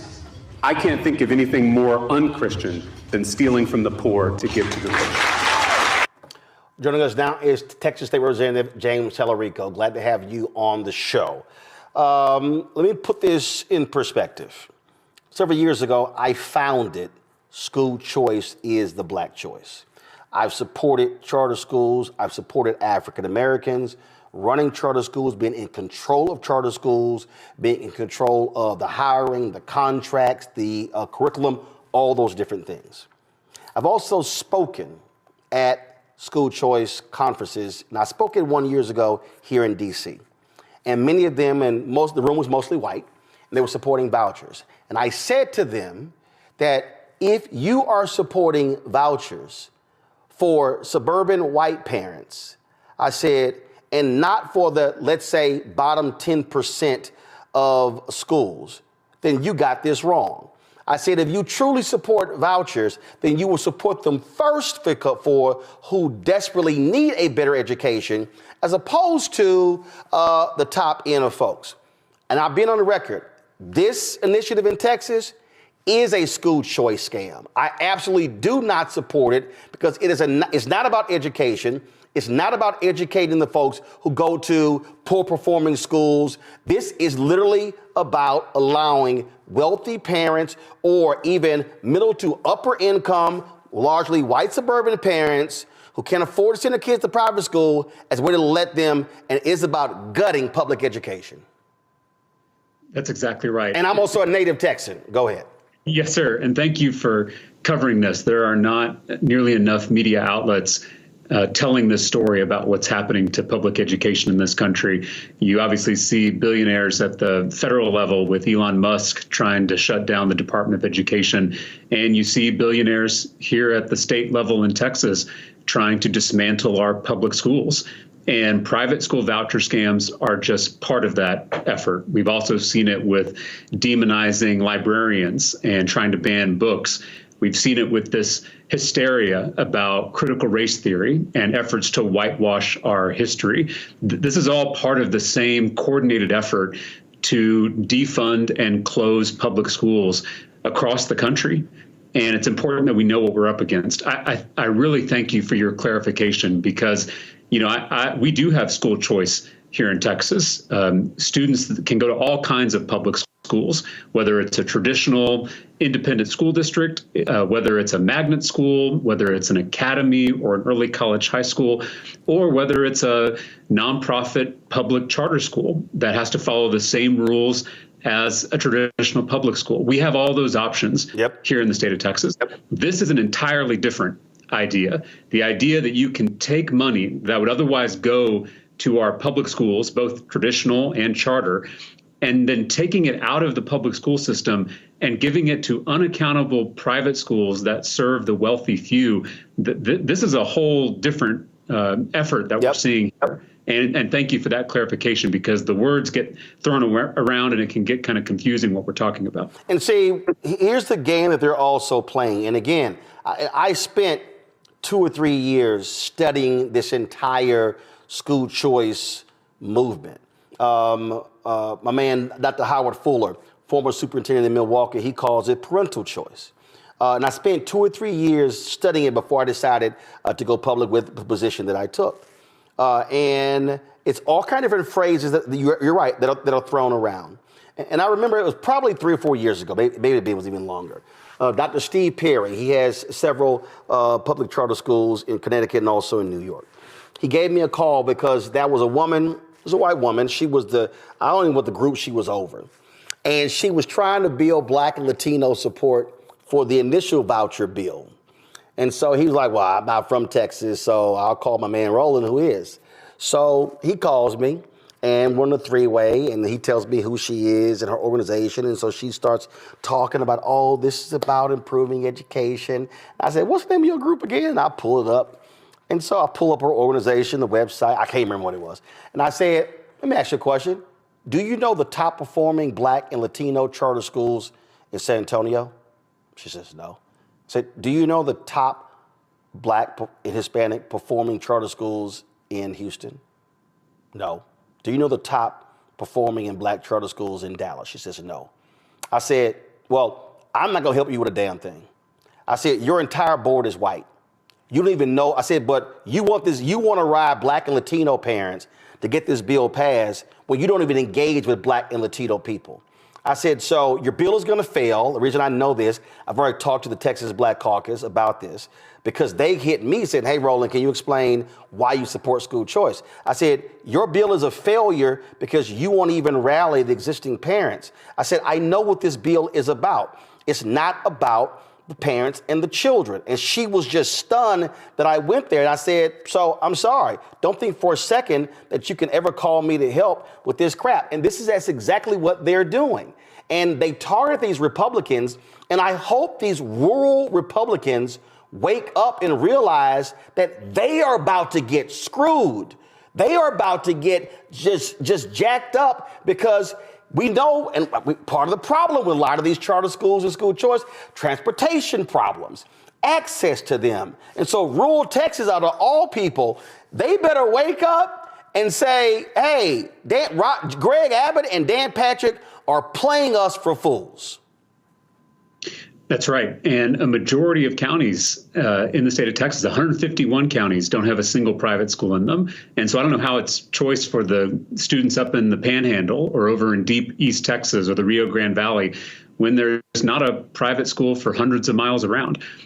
You mentioned this earlier, that these private school voucher scams have a long, dark history in this country. And the first private school voucher scam was proposed in the Texas legislature in 1957. And of course, the history buffs who are watching your program know that that was just a couple years after the Brown versus Board of Education decision came down from the Supreme Court. And that first voucher scam was a deliberate attempt to resegregate public schools, to allow white students to leave newly integrated public schools to go to white-only private schools. And now history is repeating itself. And actually, I don't know if you saw this, Roland, but the Republican state senator from deep East Texas, this is one of the most conservative Republican senators in the state Senate. Last week, he voted against this voucher bill, and he said that he is worried about a new segregation if this bill passes. That is a Republican state senator from East Texas talking about a new segregation, separating the rich from the rest of us if this bill passes. So we've got to understand the history here and understand how it can replay itself if we're not careful. Well, and again, for people who don't understand how these things happen in Texas, when the Hopwood decision was overturned by the Fifth Circuit, the black state legislators, State Senator Royce West and others, when they went back and said, okay, how do we craft this? What they did was they actually reinstituted something that was in place when I graduated from high school, Jack Yates in Houston in 1987, and how I got into Texas A&M. And that was, I was in the top 10% of my graduating class. So the reason that got passed, the top 10%, meaning any student in Texas, any public school who was in the top 10% of their graduating class was automatically admitted to every state university. Well, what they did was the black and Latino legislators in urban centers got with the rural representatives in the centers because the rural folks were pissed that their students were not getting into Texas A&M and the University of Texas. Unfortunately, it was the rich suburban parents that gutted the top 10% later because they complained that, oh, my child is so smart and it's smarter for that kid in inner city Fort Worth or in rural Texas, and they gutted it. But that's how that actually was instituted. That's exactly right. And it's still happening today. You mentioned my colleague, Senator Royce West from Dallas. He is still leading the fight against this voucher bill this many years later. And we still have partners on the other side of the aisle. I think it's really important that we do not allow public education to become a partisan issue, to become a red team versus blue team thing, because it's not. We all depend on public schools. Even if we don't have kids in public schools, we depend on an educated workforce to grow our economy into the future. And so this affects all of us. You may know that before I ran for office, I was a public school teacher myself. I taught in San Antonio ISD on the west side of the city, which is a historic Mexican-American neighborhood. And so I know that vouchers will hurt my former students on the west side of San Antonio, just like they're going to hurt students in the 3rd Ward of Houston, and just like they're going to hurt white students in small towns all across Texas. So we're all in this boat together now, and we've got to create a coalition that is bigger than party, bigger than race, bigger than culture, to save public schools, because this project of educating every child, regardless of how much money their parents make, regardless of what zip code they're born into, it is a revolutionary project that we're a part of, and it's very fragile, and it can disappear if we're not careful. So for people who also have not been following what's happening in Texas, there was a very right-wing MAGA conservative that they wanted to be the Speaker of the House. And then you had another Republican who's very conservative, but what he did was he went to the Democrats. And so he was elected with more Democratic votes than Republican, but he's the Speaker of the House. And what I keep telling people, when you're the Speaker of the Texas House, just like, frankly, Dan Patrick should be operating as Lieutenant Governor, and Greg Abbott should be operating as the Governor of Texas, you represent all constituents. And so they've been angry. They talked about kicking him out of the party, censoring him, changing the rules. And so what is it looking like? They took out several Republicans who voted against this last year. It's going to be a very, very close, tight vote. But do you believe, and what are y'all doing to convince these rural Republicans that they are going to play a part in the destruction of their own public schools if they support this billionaire-funded effort by Greg Abbott and Dan Patrick? Yeah, so just a quick update on where we've been before. 2 years ago, in 2023, Greg Abbott made private school voucher scams his number one legislative priority. He barnstormed the state. He spent millions of dollars. He was bullying and bribing lawmakers to get this thing passed. And on the Friday before Thanksgiving in 2023, a bipartisan coalition of urban and suburban Democrats with those small town rural Republicans, we came together and we defeated Greg Abbott's voucher scam on the floor of the House. But then Greg Abbott retaliated by withholding all new funding from our public schools. And I think you mentioned this earlier, Roland, that we rank 44th in the nation in per student education funding here in Texas. Texas teachers are making less than they did 10 years ago when you adjust for inflation. And local property taxes are through the roof because our state is not doing its fair share of school funding.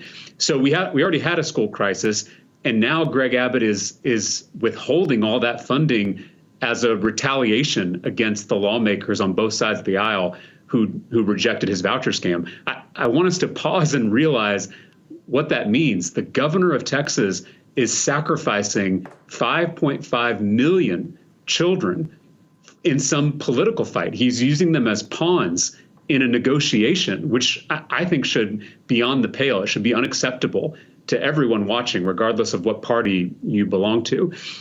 And then Greg Abbott took millions of dollars from these billionaires, Tim Dunn, Ferris Wilks, and Jeff Yass. He's an East Coast billionaire. He gave Greg Abbott one check for $6 million.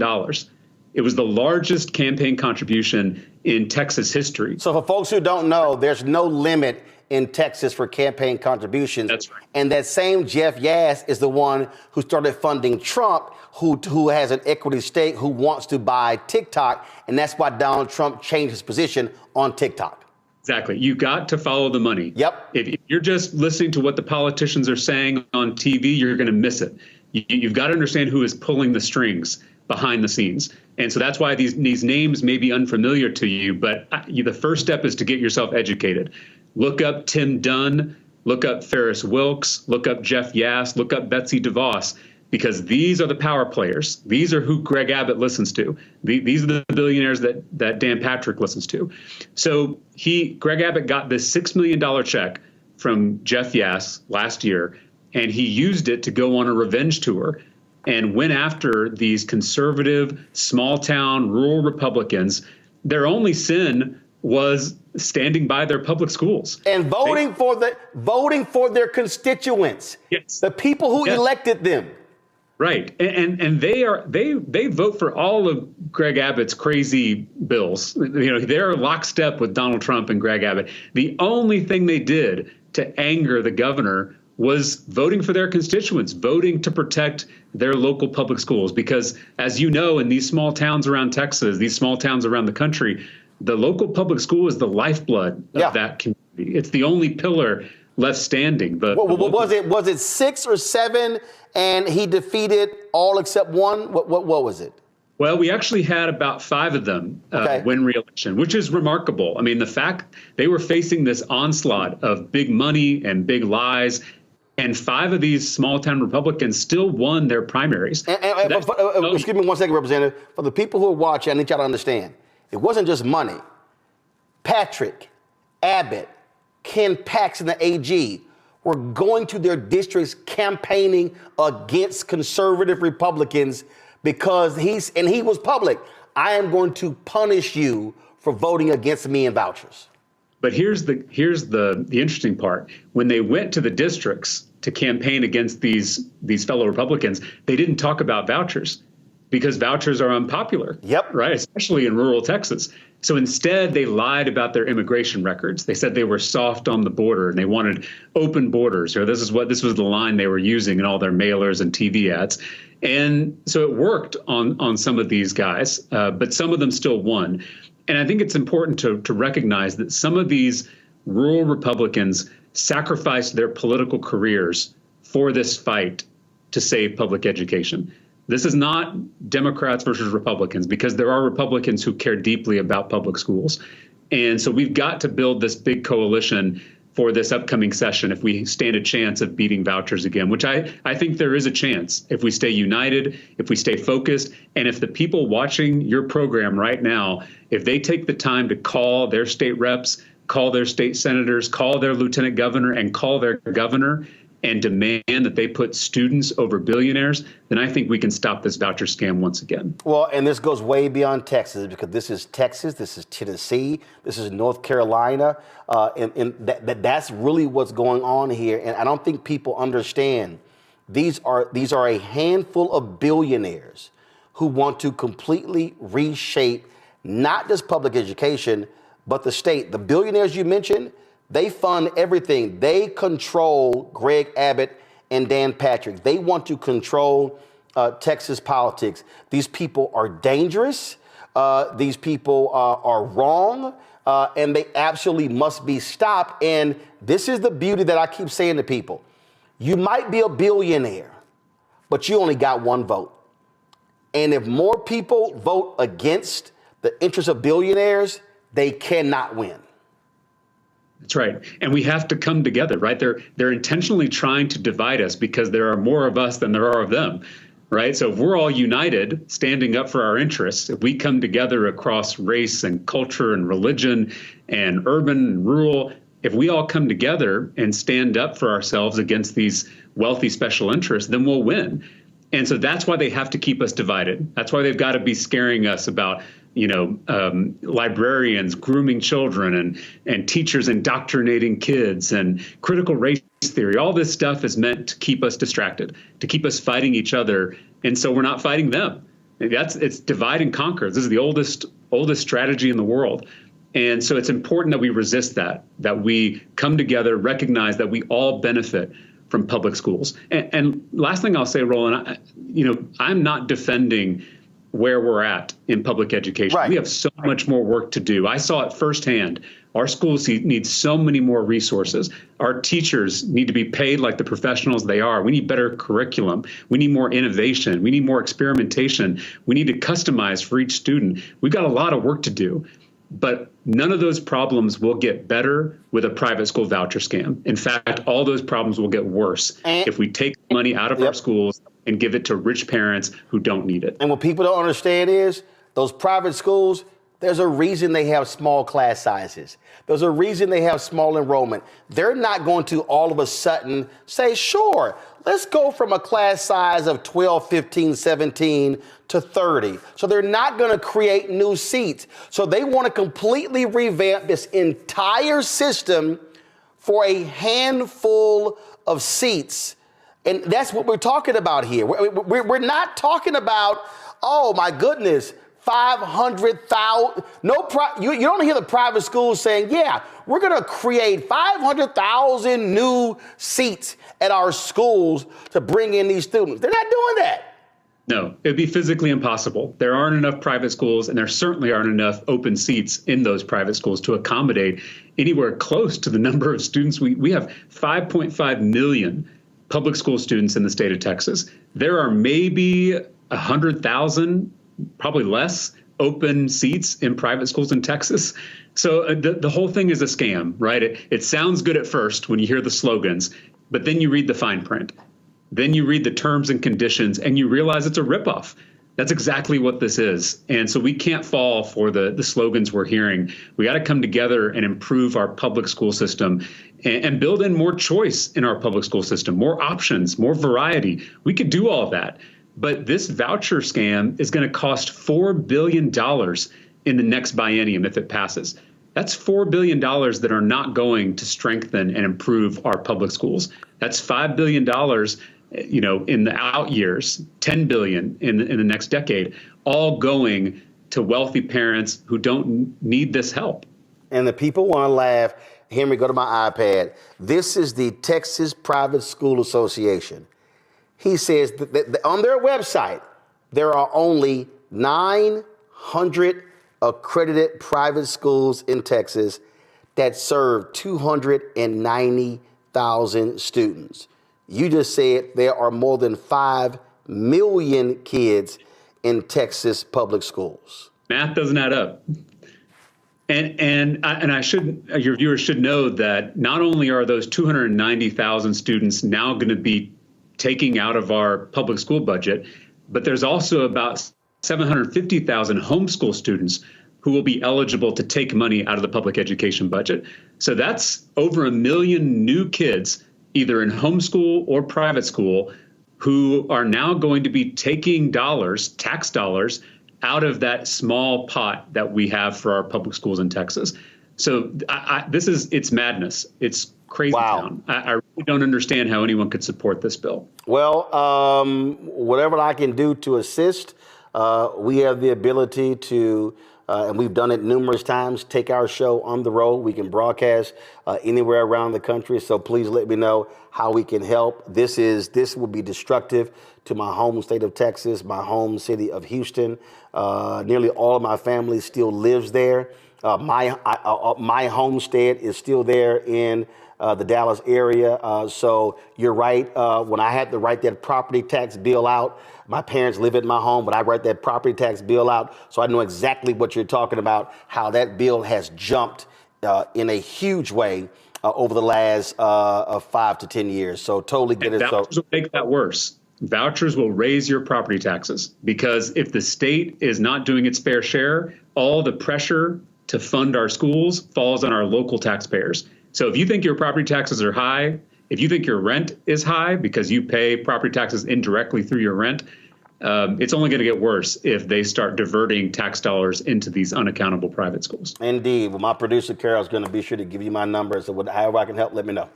Sir, thank you for covering this. Not enough people are talking about this. I appreciate it. Thank you so very much. Let's go to my panel here. This is the thing that we need to understand what's going on. And this threat is real. This threat is real. Tommy, literally, there are billionaires in America. They are trying, through MAGA, they are absolutely trying to control everything in the federal level. They are trying to control the state governments of North Carolina, Florida, Arkansas, Arizona, Texas, on and on and on. And people are getting played because they are creating these groups, trying to make it seem like it's grassroots support. No, this is a handful of hardcore right-wing theocracy, whatever you want, Christian fundamentalist billionaires who want to control the nation. Yeah, it is. It's frightening, and what the representative was saying there.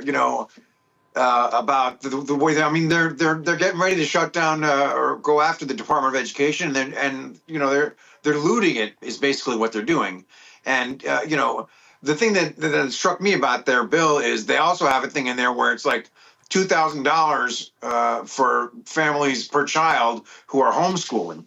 A lot of people are going to go, I'll take that, and then to help with the public school system. But this is the thing, everybody keeps saying, well, this is what people voted for, and it's really hard to argue because literally Elon Musk was out there giving away $1 million a day to get Trump elected. How can anybody act surprised by this? And so, yeah, I'm really at a loss. It's frustrating. I'm really at a loss for what we could do besides wait for the midterms. But this is the thing. Every day that this goes by, what are we in? We're in week 3 right now. Week 3. And look what's happened. So, I mean, I don't know, man. It's crazy. And I feel like even if people get around to wising up and getting off their asses and doing something about it, it's going to be too late. I mean, they got a 6-3 majority on the Supreme Court now, and we're in week 3. And what's going to happen when Trump replaces 2 more justices this term? I feel like the opportunity, we're just going to be fighting this rearguard action forever. It's scary. Julian, we talk about specifically there in Texas. Let me tell you how shameful Dan Patrick was. Dan Patrick tried, and they actually changed their approach because they realized how stupid it was. He tried to initially sell this voucher scam as a tax savings. So here's what they did, Julian. They said, of the money allocated per child, what we're going to do is we're going to give the parent 60% of that. And we're going to keep, for the state, 40%. So, hey, Texans, this is a tax savings. And then the idiots realize, well, the math don't work because we're taking 40% of money, so that's going to be less money to the parent. Then they actually change it. That's how stupid these people are. Julian, you're on mute. Now you're off. Go. I don't understand how these people go along with this stuff. In my mind, as I look at this, a long-term plan is for these oligarchs to have a labor force that is so uneducated that they can basically get over on them any kind of way. Boom. Dumb down the education system. And then dismantle unions, close libraries, eliminate DEI. They got all these people who know nothing. And know-nothings are the people who can be easily led to do some of everything. Then they've got Project 2025 about the value of work. What they really is, we don't want a social support system for those who can't. So you'll end up with this large reserve army of dumb, poor people, and I don't mean to call them dumb, but uneducated people who can be led anywhere. This is the plan, is to basically have a population that is so satiated with nonsense, make America great again, that they will take anything in order to, quote, make America great again. And we see it happening. We see it happening time and again. And, I hate to go look at Hitler, but, that's where some of his stuff started, looking at curriculum, looking at indoctrinating. And what is MAGA more than indoctrination? It's very, very frustrating. And as the young man who you just had on said, the state senator, you're taking the money, and Tommy, I love your language, I'm going to steal it, looting the school system. That's what they're looting. And they're doing it legally because we've allowed it, because so many people, again, have been so infatuated by that man, so infatuated with his bravado that they're not looking at what it means to them. When you look at these things, what does this mean to you? Do you have kids, grandkids? Do you care that, and if this continues to be unchecked, we're really looking at creating this mass of people who can't think and will only be led by the ignorant. And right there, Omakongo's right. They want dumb people. And they're literally fooling these MAGA idiots. They're fooling them. And I'm like, y'all going along with it?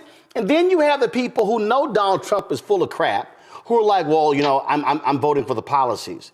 And so they don't care about the less fortunate. They don't care about education. They don't care about any of these things.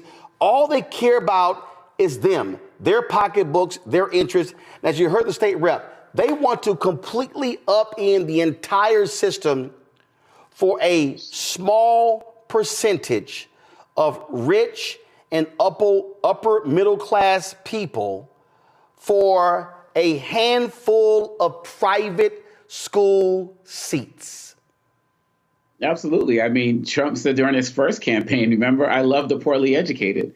He put it out there on Front Street for everybody and has lied about nothing. And when he talked about the voucher system, let's also add in Pennsylvania in terms of what they were trying to do up there with the PASS program as well. And I think it's really important that you, as media partner with representatives because this is how we get the word out. I can't remember the last time I heard anything about vouchers on any network in any way, shape, or form. But the way that they try to sell this stuff to the people to get the support of common people or folks on the ground, they lie in every way, shape, or form to make them really think that they have a choice. And like you all said in the interview, a choice what to go to a school you can't afford, or a choice you don't have a car to get access to. I mean, the list goes on and on and on. But they are not going to stop because, again, this is another place where they can, as we say, loot the educational system to get money for these tax cuts. Yep. And if the people don't demand this, then it's like we said, it may be too late. It's not too late now. If we continue to partner and have strategic alliances like this, the representative needs to be on more networks. This needs to be a bigger issue.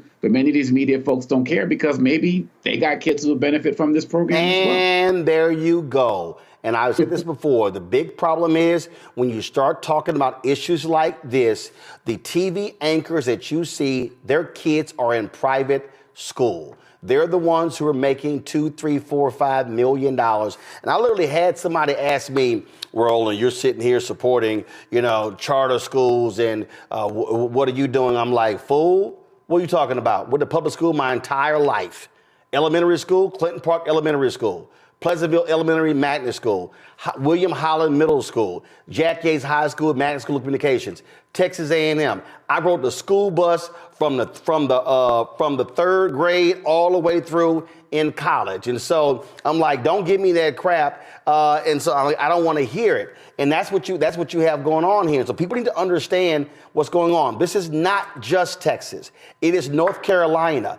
They have completely destroyed. The failure in Arizona is unbelievable because these billionaires ram it through with their donations. And so folks just to be aware of what's happening. Hello, I'm Isaac Hayes III, founder and CEO of Fanbase. And right now we're accepting investors in our $17 million round to revolutionize the future of social media. Today, for just $399, you can own 60 shares of stock in Fanbase at $665 a share. Go to startengine.com/fanbase and invest today. While the big platforms have grown too massive and disconnected from their users, Fanbase is building a platform where creators and users truly come first. We've already raised $8.6 million from everyday investors who believe in this vision, and now you can join them. This is your chance to invest in a social media tech company with over 1 million users that is disrupting media by allowing anyone to reach all of their following and monetize their content from day one. The market is changing, big platforms are failing to serve their users, and Fanbase is stepping up to fill the gap. Don't wait until it's too late. Invest now. Invest for yourself and your future. Go to startengine.com/fanbase and own the future of social media.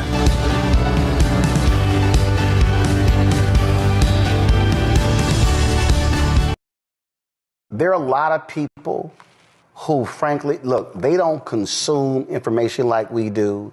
They don't talk to folks. They're not following this stuff. It's a lot of people like that. It's a lot of people who were like that growing up in Clinton Park in that community in Houston. Mm-hmm. It's a lot of those people. It's a lot of those people. And I say this all the time, okay? And this is the thing that because it goes to what Chris Toller was talking about.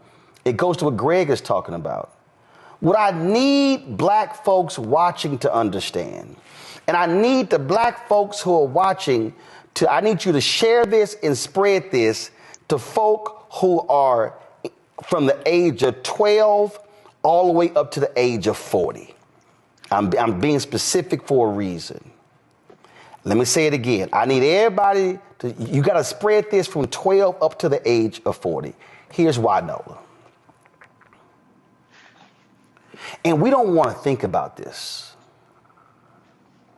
This is February. My dad is 78 in April. My mom is 78 in November. Amen. My wife turns 60 today. Happy birthday. I'm 56. Happy birthday. So here's what I need people to understand.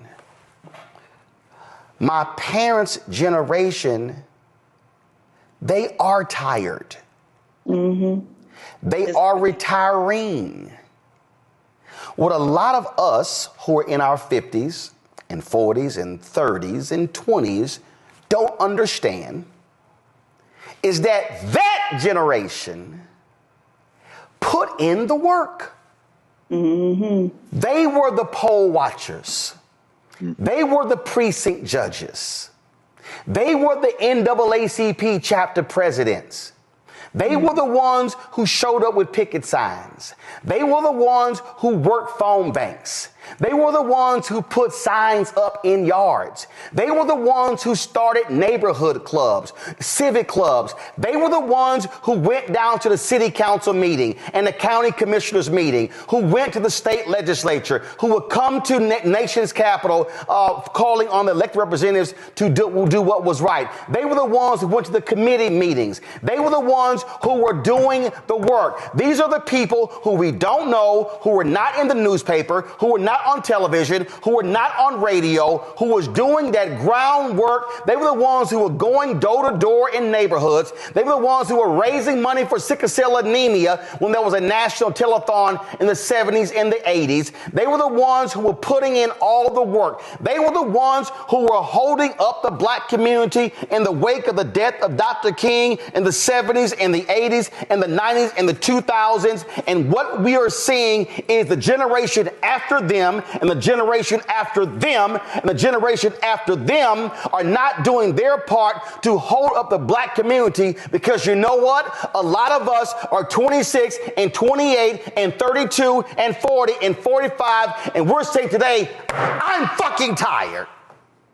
I'm tired. But you're not tired of going to brunch on Sunday. Uh-oh, come on now. You're not tired of taking multiple vacations a year. That's right. You're not tired of taking from the bank of black justice and constantly making withdrawals from people who were constantly making deposits.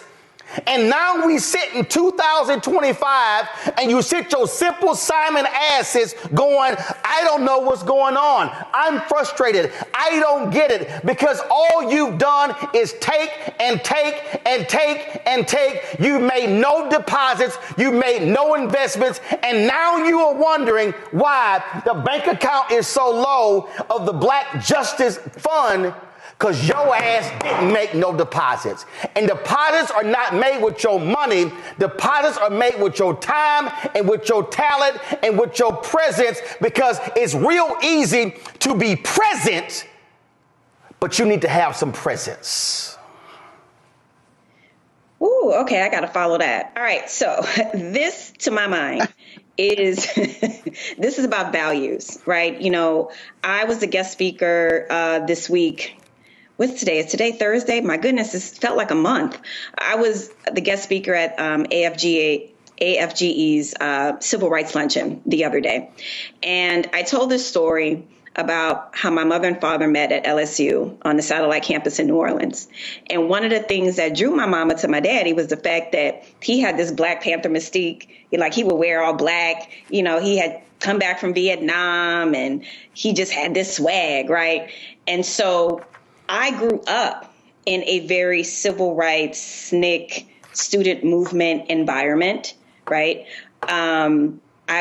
I grew up in an all-black city. I went to private school, but it was a Black private school, and it was off the hook. You know, like our teachers were no joke. You know, Black history was all day, every day. So in terms of, you know, I agree with you about, I'm going to use the word apathy again, in terms of what we're seeing from generations that get younger and younger. But also, you got to wonder what was happening in the homes, too. It makes me remember this conversation with Obama about this post-racial America. And I remember being one of those people on the other side saying there is no such thing. And as I still sit here, still, you know, having the kind of prophetic eye to be able to see beyond the veneer, at that time, people didn't want to hear that.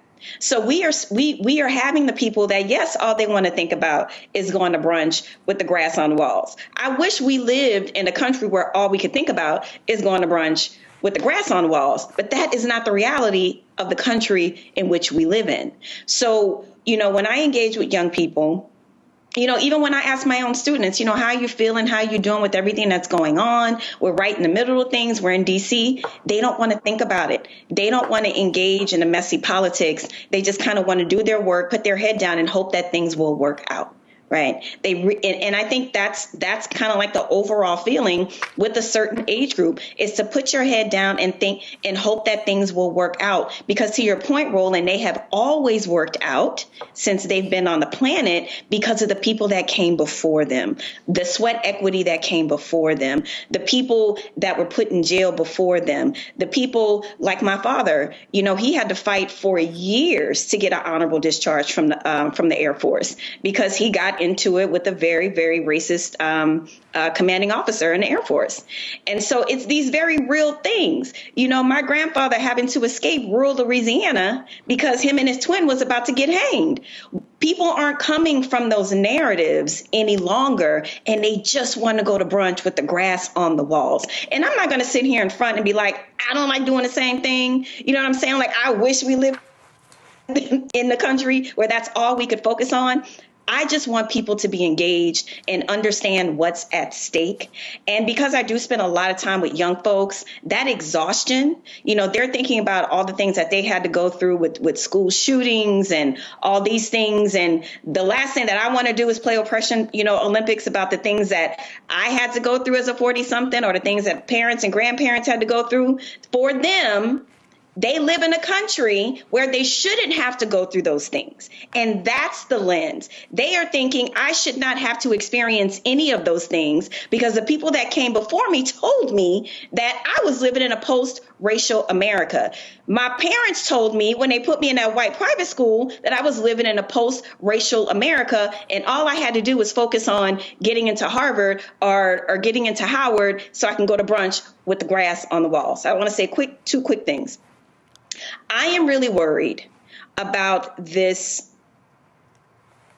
Trump over America moment that we are living in. It is really disheartening to me.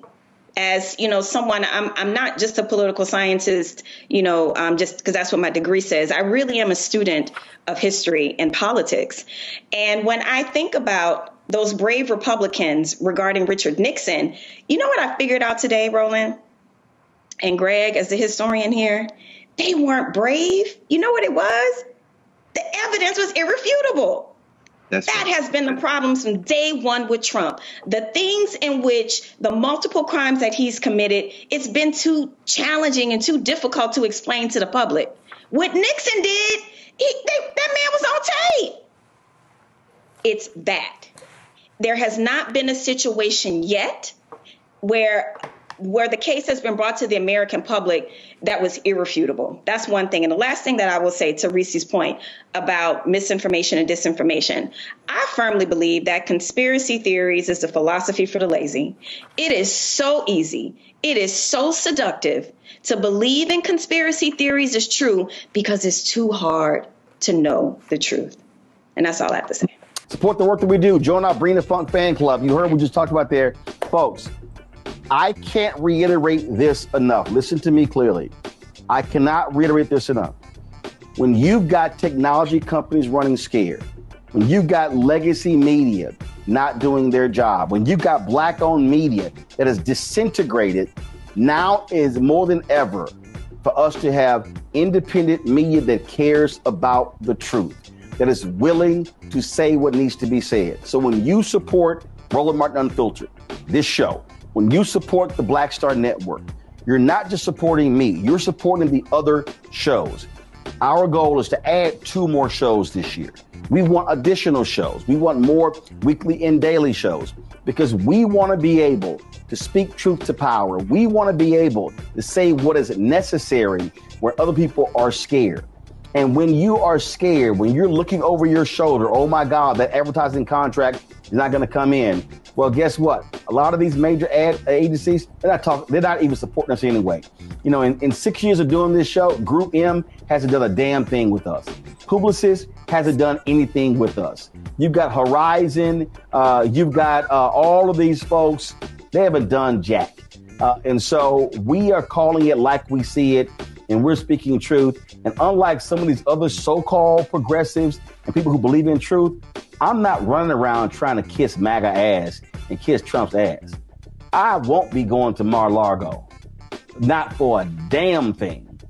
And so this is about us being able to speak truth. So when you support this show and this network with your resources, that is exactly what is happening, because we are trying to build something that is bigger and broader, and actually it has the courage to say what needs to be said, even when it makes other folk uncomfortable. If you want to contribute giving Cash App, use the Stripe QR code. This is it right here.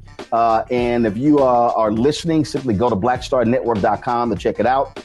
Also, if you want to see your check and money order, some of y'all old school, we understand that. See your check and money order to P.O. Box 57196, Washington, D.C., 2003 7-0196.